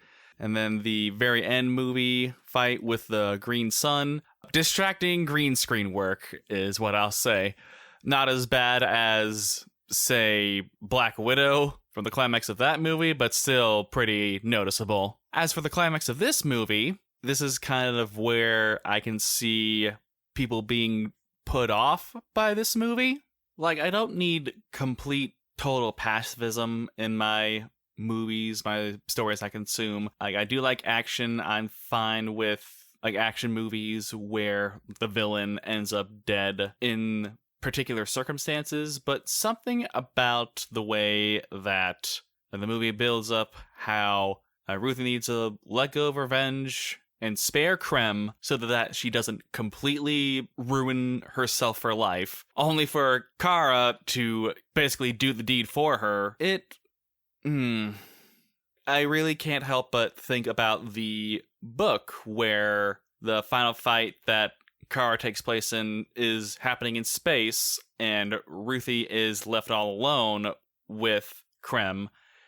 And like, it's a good fight scene that she has with Krem, just being able to outthink him and outsmart him and just completely dominate him, basically. It's a great fight scene in the comic between Ruthye and Krem, the way that she's able to cut off his fingers with one swift sword strike and just is about to kill him, but finds she can't because she realizes that the reason that Kara led her on this trip to find Krem was a way to teach her, like, humility and compassion. And honestly, it's a much better way of getting that message home than what they do in the movie. Is Kara saying, "Oh, don't do it. No, don't do it. Don't kill him." You know? I probably wouldn't mind as much if the movie ended with both Ruthye and Kara sparing Krem, and then deciding, oh, we destroyed your ship and we're at the ass end of the universe. No one's coming to save you.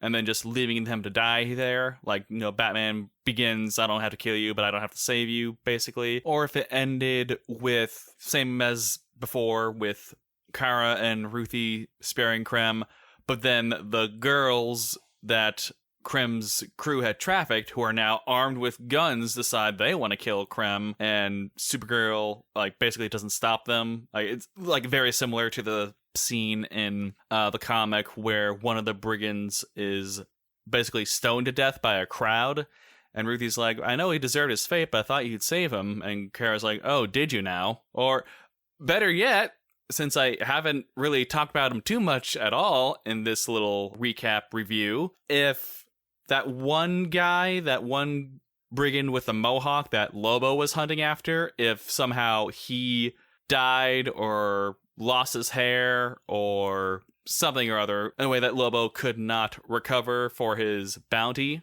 And then Kara and Ruth decide to spare Krem. Krem gets a second wind, only for Lobo to come in and kill him. I get that'd be like some good, like, I don't know, well, maybe not good, like Marvel style bathos, but I thought that would be funny. It's like, hey, a scalp's a scalp, you know? I wouldn't say, I hesitate to call this a bad movie, but I do believe it could be so much better. That being said, I think we all owe Mandalorian and Grogu an apology. I would watch that movie so many more times in the theater than having watched this movie in the theater. I really do think that this movie, Supergirl, can wait for streaming. Like, if you don't have the time or money to go see it in theaters, like, you can wait for Supergirl to hit streaming and don't have to feel too bad about that. So that's my final take. Not bad. Could be better. Wait for streaming. Thank you, Case, for letting me say my piece. And until next time, stay super. And next, we've got Randy Allain from the Media Lit podcast, as well as a whole host of things over at the Pop Break Podcast Network. So check out his thoughts here. This is Randy Allain from the Media Lit podcast, and I am here to tell you that I absolutely loved Supergirl. This movie was tons of fun. We got a great introduction to Kara, especially for folks who are not really advanced comic readers like myself. I love the way they contrasted her with Clark, and I cannot wait to see them interact further in the future. Additionally, we got a fun world with reasonable stakes and a true human connection between our two female leads. I think they both helped one another grow, and I don't think you can ask for much more from a superhero film. I can't believe people are slamming this movie. It is not perfect, but it is better than a vast majority of superhero films that I've seen.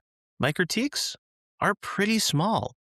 Number one, I do think the comparisons to Mad Max are really unfair. Supergirl is hardly the first or the last film to borrow from that aesthetic, so why this one is getting all the flack is kind of beyond me. I will admit, they have this very underwritten sex trafficking plotline that I think they should have cut. I think it's making it a little bit easier to make this film a Mad Max punching bag. I also could have done without the whole, I'm the bitch whose dog you shot line. That probably plays as this really immature, underwritten sort of feminism. But ultimately, we get a rich text. Kara is a blast, and she spends most of the film in a killer costume and a Blondie t-shirt. I couldn't ask for more, and I think you should give this film another chance. And if you haven't seen it yet, get out to the theater and find out for yourself. I don't think you'll hate it. And now here we have Logan Crowley's reactions. Logan is, of course, a friend of the pod who's been on a bunch of times and is the host, along with his wife, of Single Bound, which is a really cool show about how individual issues of comics can mean so much to someone. So check that out and then listen to his reactions here. Hi, so right off the bat, let's start with a little introduction. This is Logan Crowley from the Single Bound podcast. Very, very honored that Case would ask me to do a recording for this, just to share my thoughts about Supergirl for a minute. I will say that I personally really enjoyed this movie. I did not like it more than Superman 2025, but I'm a huge Superman fan. And I don't know that there are any movies I enjoyed more than Superman 2025. So it's not really a fair metric to judge this movie on. I thought it was a really fun story. I thought it was really well told. I thought that it made Kara a character that I was more interested in than I have ever been in the Kryptonian version of Supergirl. But I wanted to talk about something else that I'm not seeing talked about as much. And I will give a warning before I get into this, the big spoilers for the movie from this part. Because I've seen a lot of discourse about Kara killing Krem. And I see people arguing over the morality of this decision as if as if that moves what the movie is saying was the right thing to do. Particularly the conflict of, for a large portion of the movie, Kara tells Ruthye that she does not want her to kill Krem and that she does not think it's the morally right thing to do. To then ultimately, when Ruthye makes that decision, she kills Krem herself. And there's a whole other conversation we could have about the juxtaposition between that decision and the decision that Kara makes in the same moment in the comic. But where I think that people are misunderstanding this scene is they're confused because they don't understand why everything Kara says throughout the movie is in contradiction to the scene and the decision that she makes, and they don't understand why we linger on Lobo. And I think that people see that S shield and they jump to the conclusion that any movie where someone is wearing that character is going to be telling us the ironclad cosmic truth about what is right or wrong. And I think that Superman does do that, and it's one of the things I like about the character. There's nothing wrong with a morality play. It's one of the oldest forms of human fiction for a reason. But I think what we are seeing in that moment where she kills Krem is not very much a decision that Kara has thought through. I don't think she is doing in that moment what she thinks is the right thing to do necessarily. I think we are seeing Kara all throughout the movie up to that scene trying to live up to what she thinks is right, like Cal would, only to then, in that moment, the hurt that Krem has caused is too much, and she does what Cal would not do, which is buckle under that pressure and give in to what she wants to do. And I do think that unless I'm really misreading the scene, that is going to lead us probably into future movies where Lobo saw her do that and brings it up in front of Clark, and then she is in tension with Clark over that decision. But more than that, it creates such an interesting dimension, and this is what I think James Gunn was thinking, because he loves his flawed characters, and he loves his characters that don't always make the right decisions. I think that what we are seeing there is that Kara is still a wild card. After everything she's been through, she can have her beliefs and still not necessarily live up to them, which sounds crazy when you're talking about superhero fiction. And we forget that that is how every human being in the world is. Every single one of us knows that donuts are bad for you, and every single one of us buys them like once a month. That is Kara in this moment of she has the wherewithal to tell Ruthye what she knows she's supposed to think is the right thing to do. But when the moment comes where she's going to walk away and have to live with that decision, she can't do it, and she kills the villain. Now, we could debate, just like with every super person murder in the history of forever, we could debate until Ma and Pa Kent's cows come home what the correct morality is in that moment. And I think that is the wrong argument in this, because I don't think the filmmakers think Kara made the right decision. And it really doesn't matter whether or not Kara made the right decision.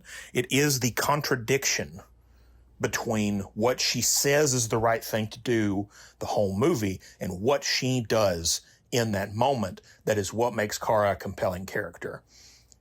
It is that very thought that this is a character who can believe something with her whole body and tell everyone else in the movie it's the right thing to do and still give in and not do it. That is the interesting part, and that is what is different than Superman, who always does what he believes is right, no matter how hard it is.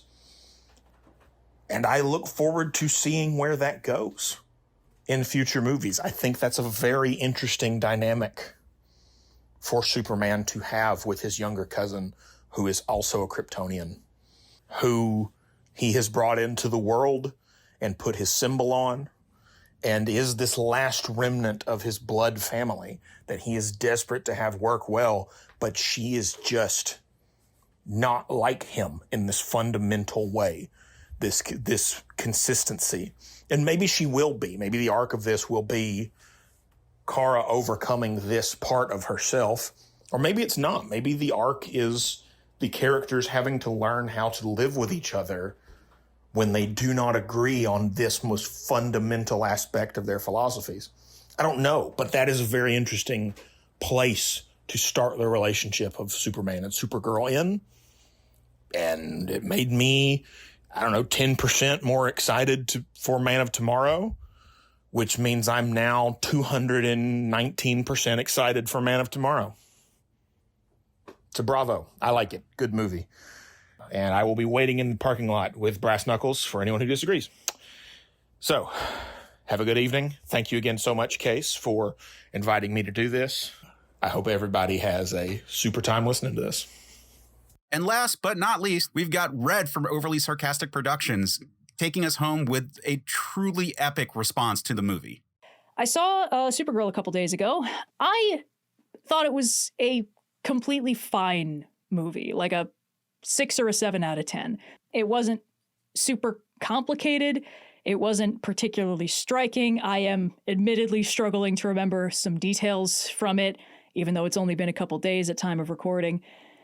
I think the thing I kept kind of saying after I watched it is that, like, if this is your first ever movie, I think you're going to have a totally good time with it. But if this is your second movie ever, you might be like, uh-oh, I've seen what this movie is doing done more interestingly in the one other movie I've watched.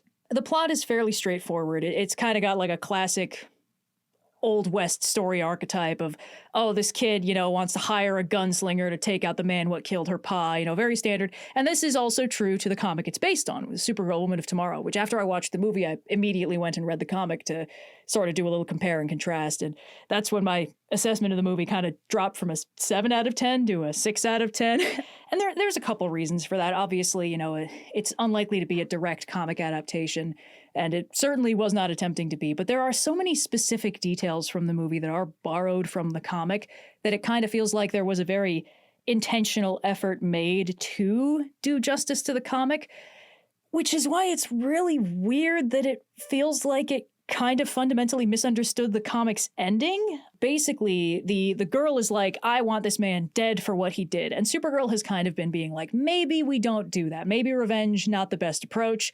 Her whole reason for helping this girl is that ostensibly they all got attacked by the dude who killed this girl's dad early on. And he shot Krypto and Kara, and they both got injured, but oh no, Krypto got poisoned, and to synthesize an antidote, they need to learn more about the poison, so they have to hunt this guy down.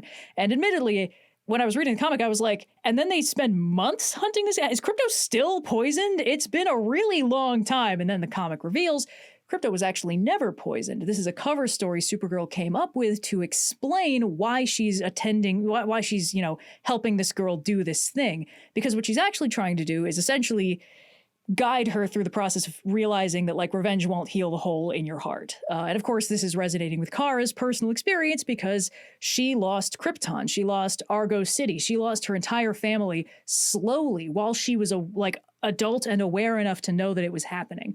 And that's such a contrast with Superman, with Clark. And, obviously this movie is going to be in conversation with Superman 2025 in the same way that Supergirl as a character is in conversation with Superman as a character.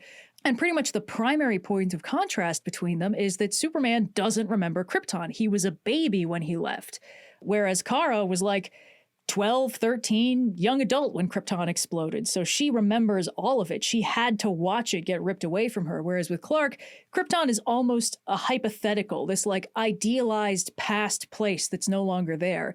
And that's a major plot point in Superman, in the movie 2025, that Clark has an idealized version of Krypton and his Kryptonian parents in his head, but it's constructed out of his own moral code because he couldn't understand their message. He didn't know what they were telling him. And his big moment at the end of the movie is sort of realizing, like, I'm Superman not because my parents wanted me to be, but because I believe it's the right thing to do. Which is huge. It's a great moment of self-actualization for him. But for him, it kind of makes Krypton even more hypothetical, even more distant from him.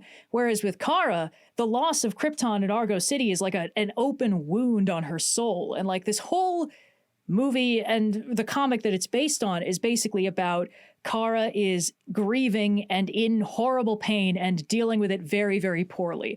Traveling to planets where she's physically extremely vulnerable just to get drunk, that kind of thing. And in the comic, what she's trying to do for this girl is essentially prevent her from going through what Kara does of like steeping herself so much in the grief and the rage at this loss. But the problem that she runs into is that by the time they finally track down this bad guy, she has steeped herself in so much fresh grief and rage and loss that she's almost lost sight of her own moral compass. As she's like rearing back to kill this guy, she's got this great line where she's like, you know, I still dream of Krypton at the end of her whole speech about like, I was trying to teach you a lesson, but I couldn't even learn that lesson myself because I still dream of Krypton. But the girl who she's been like ferrying along this trip, who's been narrating the entire story, she's like, no, Kara, you have taught me what it actually is to be good. You've actually shown me more than just like our grief and our pain by how much goodness and kindness you put back into the universe. Then basically the story shows us that what actually happens is that Kara puts this bad guy in the Phantom Zone instead of killing him. Like, she has the option to kill him, but she doesn't. Instead, she puts him in the Phantom Zone for 200 years so he can think about what he's done. And then when he comes back out, and he's a very, very old man, and the young girl whose father he killed is now a very, very old woman, he's like, oh my God, it's you. I've thought about only this moment for the last 200 years. Please forgive me. And then she kicks him in the face and walks on. And it's like, yeah, you don't need to forgive this guy, but keeping him alive so that he can, you know, do good and attempt to atone for some of the bad things he's done is the morally correct choice. But crucial in the story, we also see that in the narration of this story, they say that Supergirl killed the guy, basically to explain why nobody came looking for him. It's like, yep, then Supergirl murdered him. Don't worry about it. He's definitely nowhere, so don't bother trying to hunt him down. But the fact that he's dead is a lie, like intentionally so. So we've got Krypto being poisoned is a lie. This guy being killed is a lie. And in the movie, they're both true. Krypto actually is poisoned, and it gives the movie a 3-day ticking clock to get everything done in. And at the end of the movie, when Supergirl painstakingly convinces the girl to like, hey, don't kill him. I know you've got him at your mercy, but if you kill him, you'll be carrying him around, you know, wherever you go.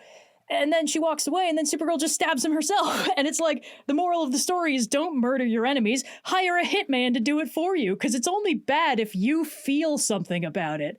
This is kind of what I mean about, like, if this is your first ever movie, you're probably going to have a better time than if you've seen other movies before, because it's a very, at this point, classic trope to be like, I know this guy has done terrible things, but if you specifically kill him, you're going to feel terrible about it. Like, they did that in the Batman movie a few years back, but I really liked that because it wasn't like this dude doesn't deserve to die, or it wasn't even like killing him would be wrong. It's more like, hi, yeah, if you commit first-degree murder, you are going to be carrying around way more terrible baggage. Like, your life is going to demonstrably get legally worse. Right now, you just have some felony larceny charges. It's fucking fine. But in this case, it's like, don't do it because then you'll just feel bad about it forever. But I, on the other hand, will not feel bad about it, and I will have forgotten about it by, like, next week.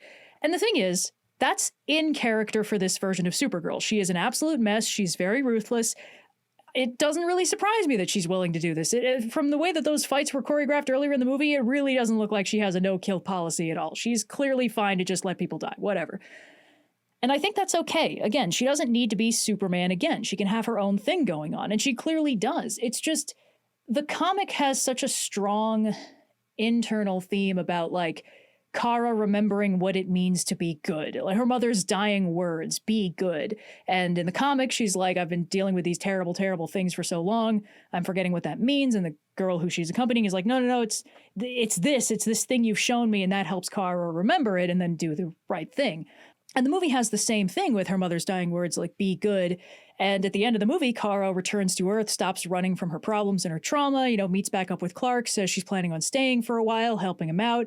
seems like the end point of the movie is Kara has remembered what it means to be Supergirl. And they make like a big deal out of the fact that she's not wearing her Supergirl costume for almost the entire movie. And then she puts it on right before the final battle where she goes in to rescue her little friend for like the 4th time.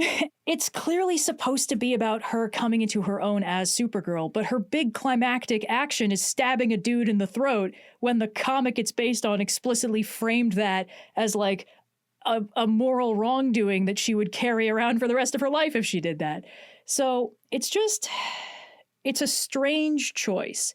And there's a few other strange choices in this movie. Again, the compare and contrast with the comic is super useful because the bad guys in the comic, the brigands, they're truly just a bunch of like murder pirates. Like that's their entire thing. They just kill people. And then the movie was like, yeah, we can do that, but let's give them the aesthetic of some like background extras from Guardians of the Galaxy, because James Gunn did Guardians of the Galaxy, and he's not directing this movie, which makes all the Gunn-isms kind of embarrassing. I don't know. It's just like if Gunn was directing this movie, I would understand why they had so many needle drops and why it looked so aesthetically similar to Guardians of the Galaxy. But because he's not actually the one directing it, it kind of just makes it feel like the person who is directing it was like, James Gunn must like this because he does it so much, so I'll do it also. I don't know. That might just be me overthinking it, but that was kind of the vibe I got. But the other thing is that they did with the bad guys is basically instead of the brigands just, being killers who suck, they make them basically just the guys from Mad Max Fury Road, where they're just a bunch of like violent, rampaging like marauders who mostly just kidnap women to be their like slaves and perpetuate their all male race is like a thing that is said in the movie. And it's just, I get why they did this. But it kind of feels, again, it feels like if this is your first ever movie, that's a fine choice. But if you're looking at this from kind of like a more jaded eye, it's like, did you think you had to make the bad guys in this movie actively misogynistic because it's a female-led superhero movie with a character named Supergirl? It almost feels like they felt the need to add this sort of like this more overt, she's protecting women from these terrible evil men plotline specifically because she's a woman, and therefore that means the story has to be about that in some way.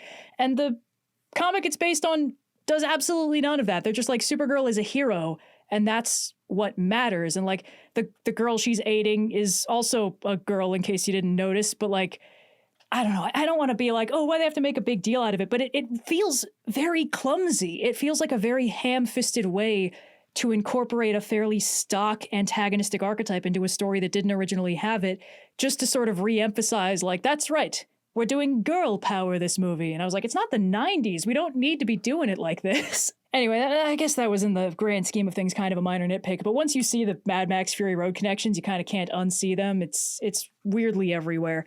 Lobo's in this movie. I thought he was fine. He's not in the comic. He looks all right. I feel like they've tried to do a lot of the effects in this movie practically, and a lot of the aliens do look very cool. I would not say Lobo is one of them. I kind of got the impression that Jason Momoa was like having a little trouble talking around his fangs, and he did look a little bit grease painty rather than just being a bona fide gray alien man.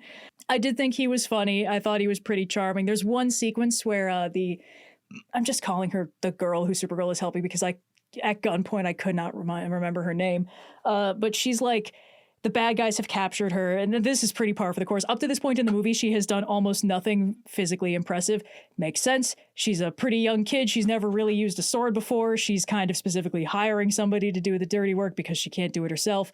But it's kind of frustrating because, I don't know, like the 4th time Supergirl had to sweep in and like rescue her from a situation she had no business getting herself into. Visions of Scrappy-Doo were flying through my head.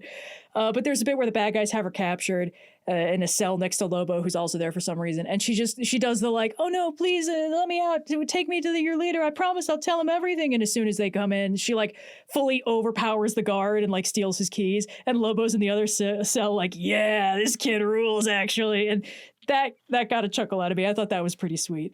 But yeah, I don't know. It's not a bad movie. It's completely fine. It's put together out of completely fine pieces of other movies that I've already seen. And it doesn't really adapt the comic that it's based on in any meaningful sense, aside from a couple details that are preserved and a couple details that are completely inverted for some reason.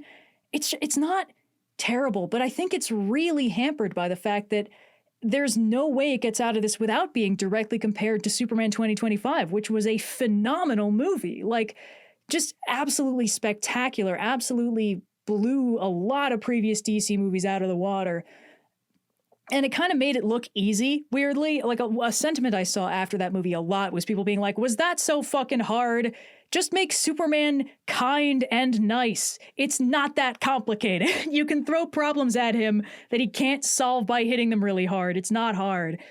And then it feels like this is kind of a weird, it's not a step back exactly. It's kind of a lateral move. It feels like it was trying to be in the vein of like the Guardians of the Galaxy, ragtag space piracy, you know, hard-boiled protagonists who get up to mischief and are kind of self-destructive in their coping mechanisms. And this feels like a formula that should be easy at this point. And again, like, by the standards of superhero movies, this is completely fine. I have seen what a bad superhero movie looks like. This movie is completely functional. It's totally fine.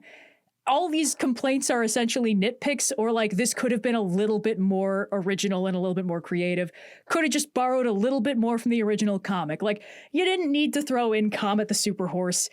He's not that significant. You can just kind of do what you want. There is one thought I had, which is like, I feel like the reason why Lobo is in this movie is because they felt like they had to plant him here before he shows up anywhere else. And I don't think that's true, because like, you can just kind of have characters show up. Like in Superman, it's like, oh, here's a Green Lantern you've never seen before. Here's Hawkgirl. Here's Mr. Terrific. 3 characters who Joe Moviegoer probably doesn't really know much about. And the movie was like, here's who they are. I don't need to give you the quick rundown. You can kind of figure it out.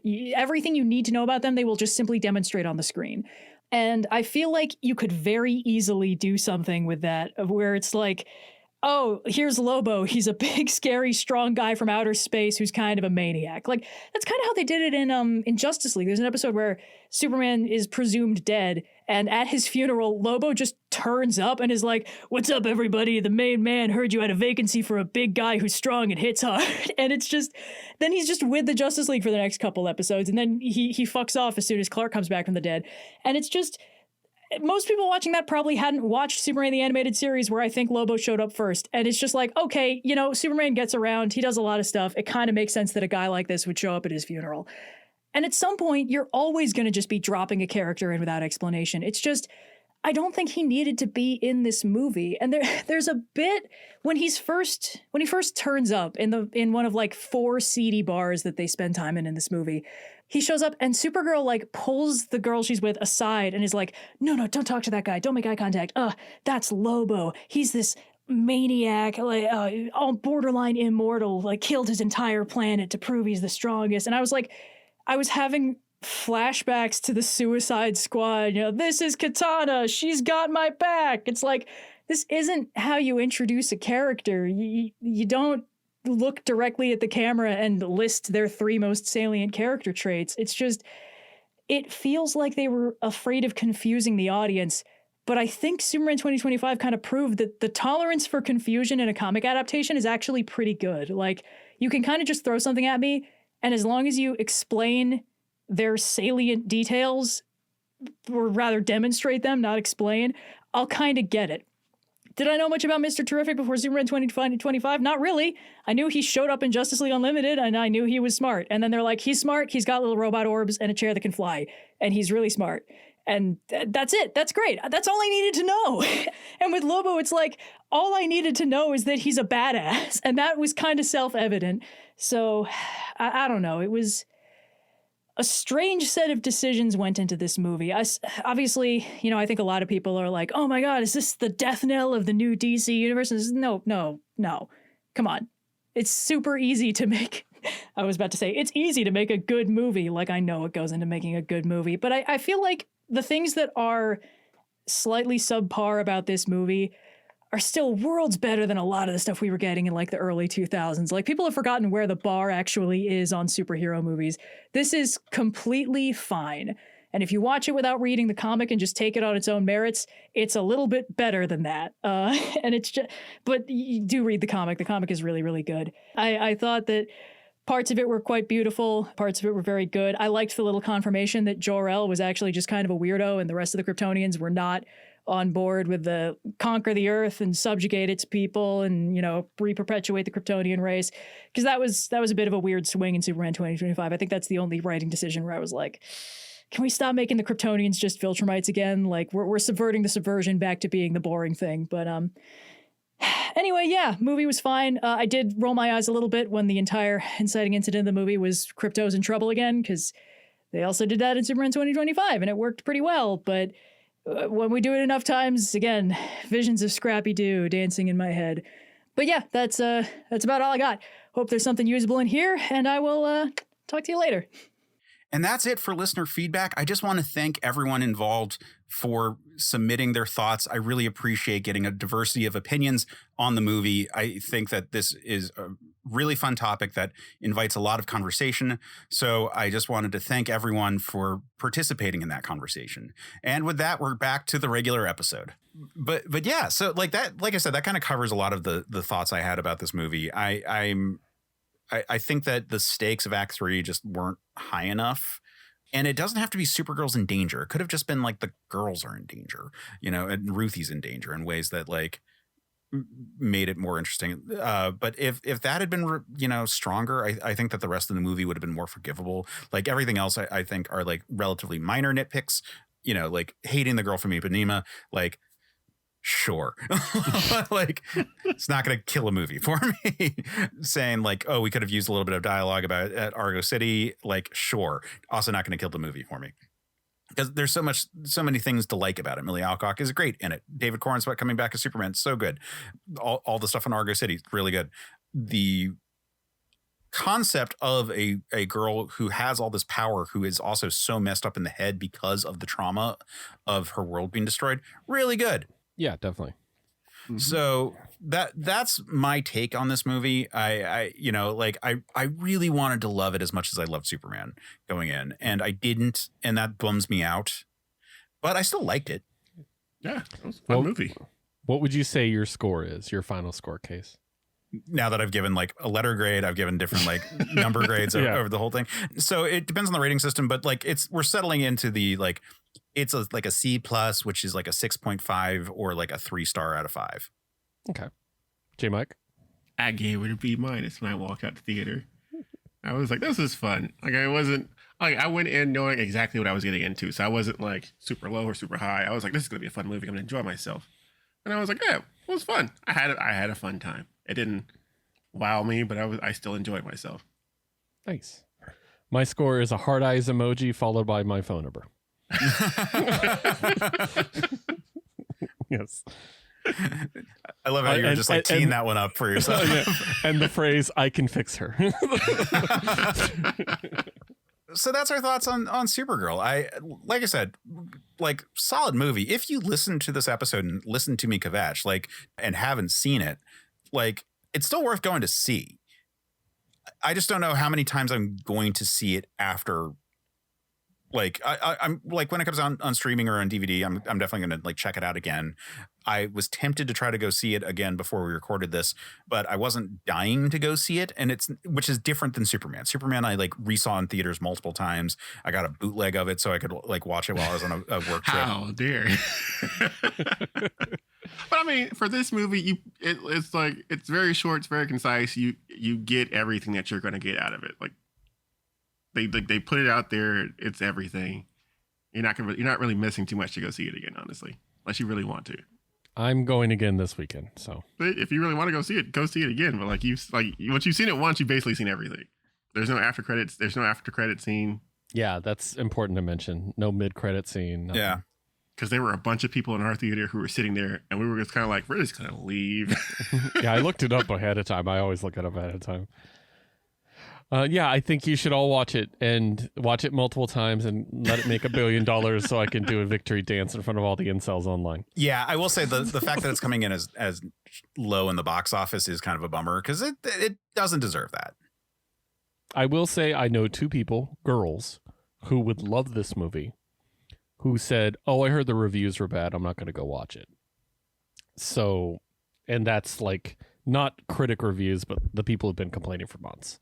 So I think the well was a bit poisoned, as a lot of these movies have been that star women. So that's real bummer. And we kind of need to stop that as a society and wait for things to come out. You know, my opinion, in case we talked about this, the role of a critic is to point people towards things, not away from them. So yeah. But yeah, I liked it. It's good. Watch it. That's my review. Fun movie. Enjoy yourself. If nothing else, think about this version of Kara and how much fun she's going to be bouncing off the supporting cast from the Superman movie in the next movie. Like with her and the Jimmy Olsen we have. Are you kidding me? That's going to be so much fun. So, yeah. Yeah. So on that note, Keith, thank you for coming on and for chatting with us about Supergirl. I mean, anytime, sir. I know, but I still have to thank you. No, thank you, Kay. Where can people find you and follow you? So the best place to follow me is on Blue Sky. On Blue Sky, okay, so I got to change this up because we got some stuff to talk about now. The best place to find me is wehaveissues.bsky.social, which is my comic book review podcast. That is the one that I'm most likely using the most. And if you're interested in my comic book review podcast, which ideally comes out weekly, aspirationally comes out weekly, make sure to follow me on there. I have another podcast, which was in a very long hiatus, but has now returned. And I'm so excited about it, which is a music podcast called Jukebox Vertigo, which is at jukeboxvertigo.bsky.social. This is our musical playlist podcast where we build a playlist with our friends around a randomized category. Our first episode has just come out recently from the reboot, and I've heard nothing but positive stuff about it. So check it out. We're always looking for guests. So if you have a microphone out there, that's all I really need to have you on the show. Other than that, the best place to find me is on our Discord, which I'm sure Case is going to tell you about. So I'll leave that to him. Yes, well, the Discord is a great place to find myself and Jmike Folson. Jmike, where can people find you and follow you? Oh, man. You can find me over at j5.bluesky.social as well, but mostly on the Discord server where everyone is always partying and talking about all the new fun things that happen with Superman Case. Yeah, no, the Discord server is great. Like it's a wonderful time. It's a shockingly respectful server for the size that it is and the limited moderation that we do on it. So I'm not trying to say like it's a free for all, but like people are just like chill and nice. And that's really cool. Like we haven't had to like really be like super strict about it as a result. I mean, we do have mods. It's just not, it doesn't consume our every waking moment the way some servers, like it's like, oh, more bots. Yeah. Yeah. Especially in a Discord that's like, hey, you want to talk about Star Wars and the MCU? And it's like, hey, let's throw some fireworks in here and see what happens. And we're all like, no, it's cool. Yeah. So yeah, it's great. Yeah, shockingly chill server in all the best ways. Like it also is a good rhythm of conversation where like stuff will, we have good active conversations. The comic chat, the video game chats, like those are active channels always, but you generally can follow them. It's not like some servers that I've been on where it like you post a thing and then you look away and then you look back and you have to like scroll for like 10 minutes to like find the comment you made. Yeah. So like that is a really nice aspect of it. You can find a link to our Discord server on our website, certainpov.com. You can find me if you want on other things, other social media platforms at Case Aiken, with the exception of Instagram, where I'm holding on for dear life to my AIM screen name from high school, which is Quetzalcoatl 5, QUETZALCOATL 5, because I was pretentious in high school. But otherwise, you should, check out the stuff that Certain POV is doing. You should check out our Patreon. The Patreon is a great way to support this show, as well as a lot of the stuff going on with Certain POV in a large way, because I am the owner of the server and the website. So like any money that helps keep the lights on is good. So you should check it out. Like even at the free tier, we would love to have you. I do 2 nerdy essays a week, one on a nerdy topic of my choice, one on a D&D topic of my choice, which has been a lot of homebrew recently, but that's because that's the kind of nerd I am. But even if you do that, like that'll be appreciated. But obviously we'd love to have you as a paid patron, because that's really cool. You can be an awesome person who gets the shout out at their name at the end of each episode, such as Micah McCaw, Carter Hallett, Sean Muir, Lee Gregor, Memento Young, Logan Crowley, Joe Mastropiero, Casey and Nancy Aiken, Adam Samter, and Keith Lehtinen. Yay, me. You can be an awesome person like Keith and support this show and have it keep doing the stuff that we've been doing for a long ass time now. We've been doing this show for like 7 years. It's been so long, hasn't it? I know. It's great. We have such a large back catalog. I was thinking about the other day. I was like, man, we've been doing this for, oh my gosh, it's been 70 years almost. Oh my God. Right. And it started out of spite. Never forget that. Yeah. This show started out of spite. Excellent. Actually, now that I'm saying it, I think we're in our 8th year now. Oh God. Yeah. It was optimistic spite. Yeah, it was optimistic spite. Was it though? Because they just kept making fun of us like nonstop. Always true. But yes, I mean, you can support this. You can support my other show, Another Pass. You can all that through the Patreon, or like I said, just go to Certain POV. You can see all kinds of cool shows. You can check out Trade School, which is an awesome project that we are involved in, where we are collecting the stories of why comic books matter to people. We are getting 5 to 15 minute monologues from people explaining why a trade paperback meant something to them. And if you want to be on a podcast, that's a really easy way to dip your toe into it. Just tell us about it. And if you just want to hear about cool stories about why comic books matter, or just hear about cool comic books that you may not have heard about before, that's a really great series. Its sister series, Side Quests, which is part of the Fun and Games feed, is the same concept but for video games. That's a really good one to check out if you're just looking for good podcasts. And you should also check out The Word from Tomorrow, which by the time this episode is dropping, our finale will be coming out. Oh my gosh. This is really podcast time, because like I'm putting this out as soon as we get it edited. So I don't know exactly when this episode's going to drop, but it's going to be early next week. Right. And Monday is when the episode for the finale for The Word from Tomorrow is coming out. So it's in a race between a thing that we recorded months ago versus a thing that we're recording right this moment. But that is an awesome reread podcast for Transmetropolitan. And Keith, you were my co-host on that. Yes, and I had a blast, and yeah, looking forward to possibly doing a similar thing in the future is what I'll say. So yeah, absolutely, it was a blast, and we had such a great finale because we got to talk to Derek Robertson, one of the co-creators of Transmetropolitan, who was great, a really, really nice person. And yeah, fabulous guy. And this time, unlike the time he was on Men of Steel, we actually remembered to record it. We don't have to bring it up, Keith. but yeah, so check out all that stuff. You can go to certainpov.com and check out all the wonderful podcasts that are going on there. There's so many great ones. Yeah, and then after that, come back here because we've got more episodes coming. And until next time, stay super, man.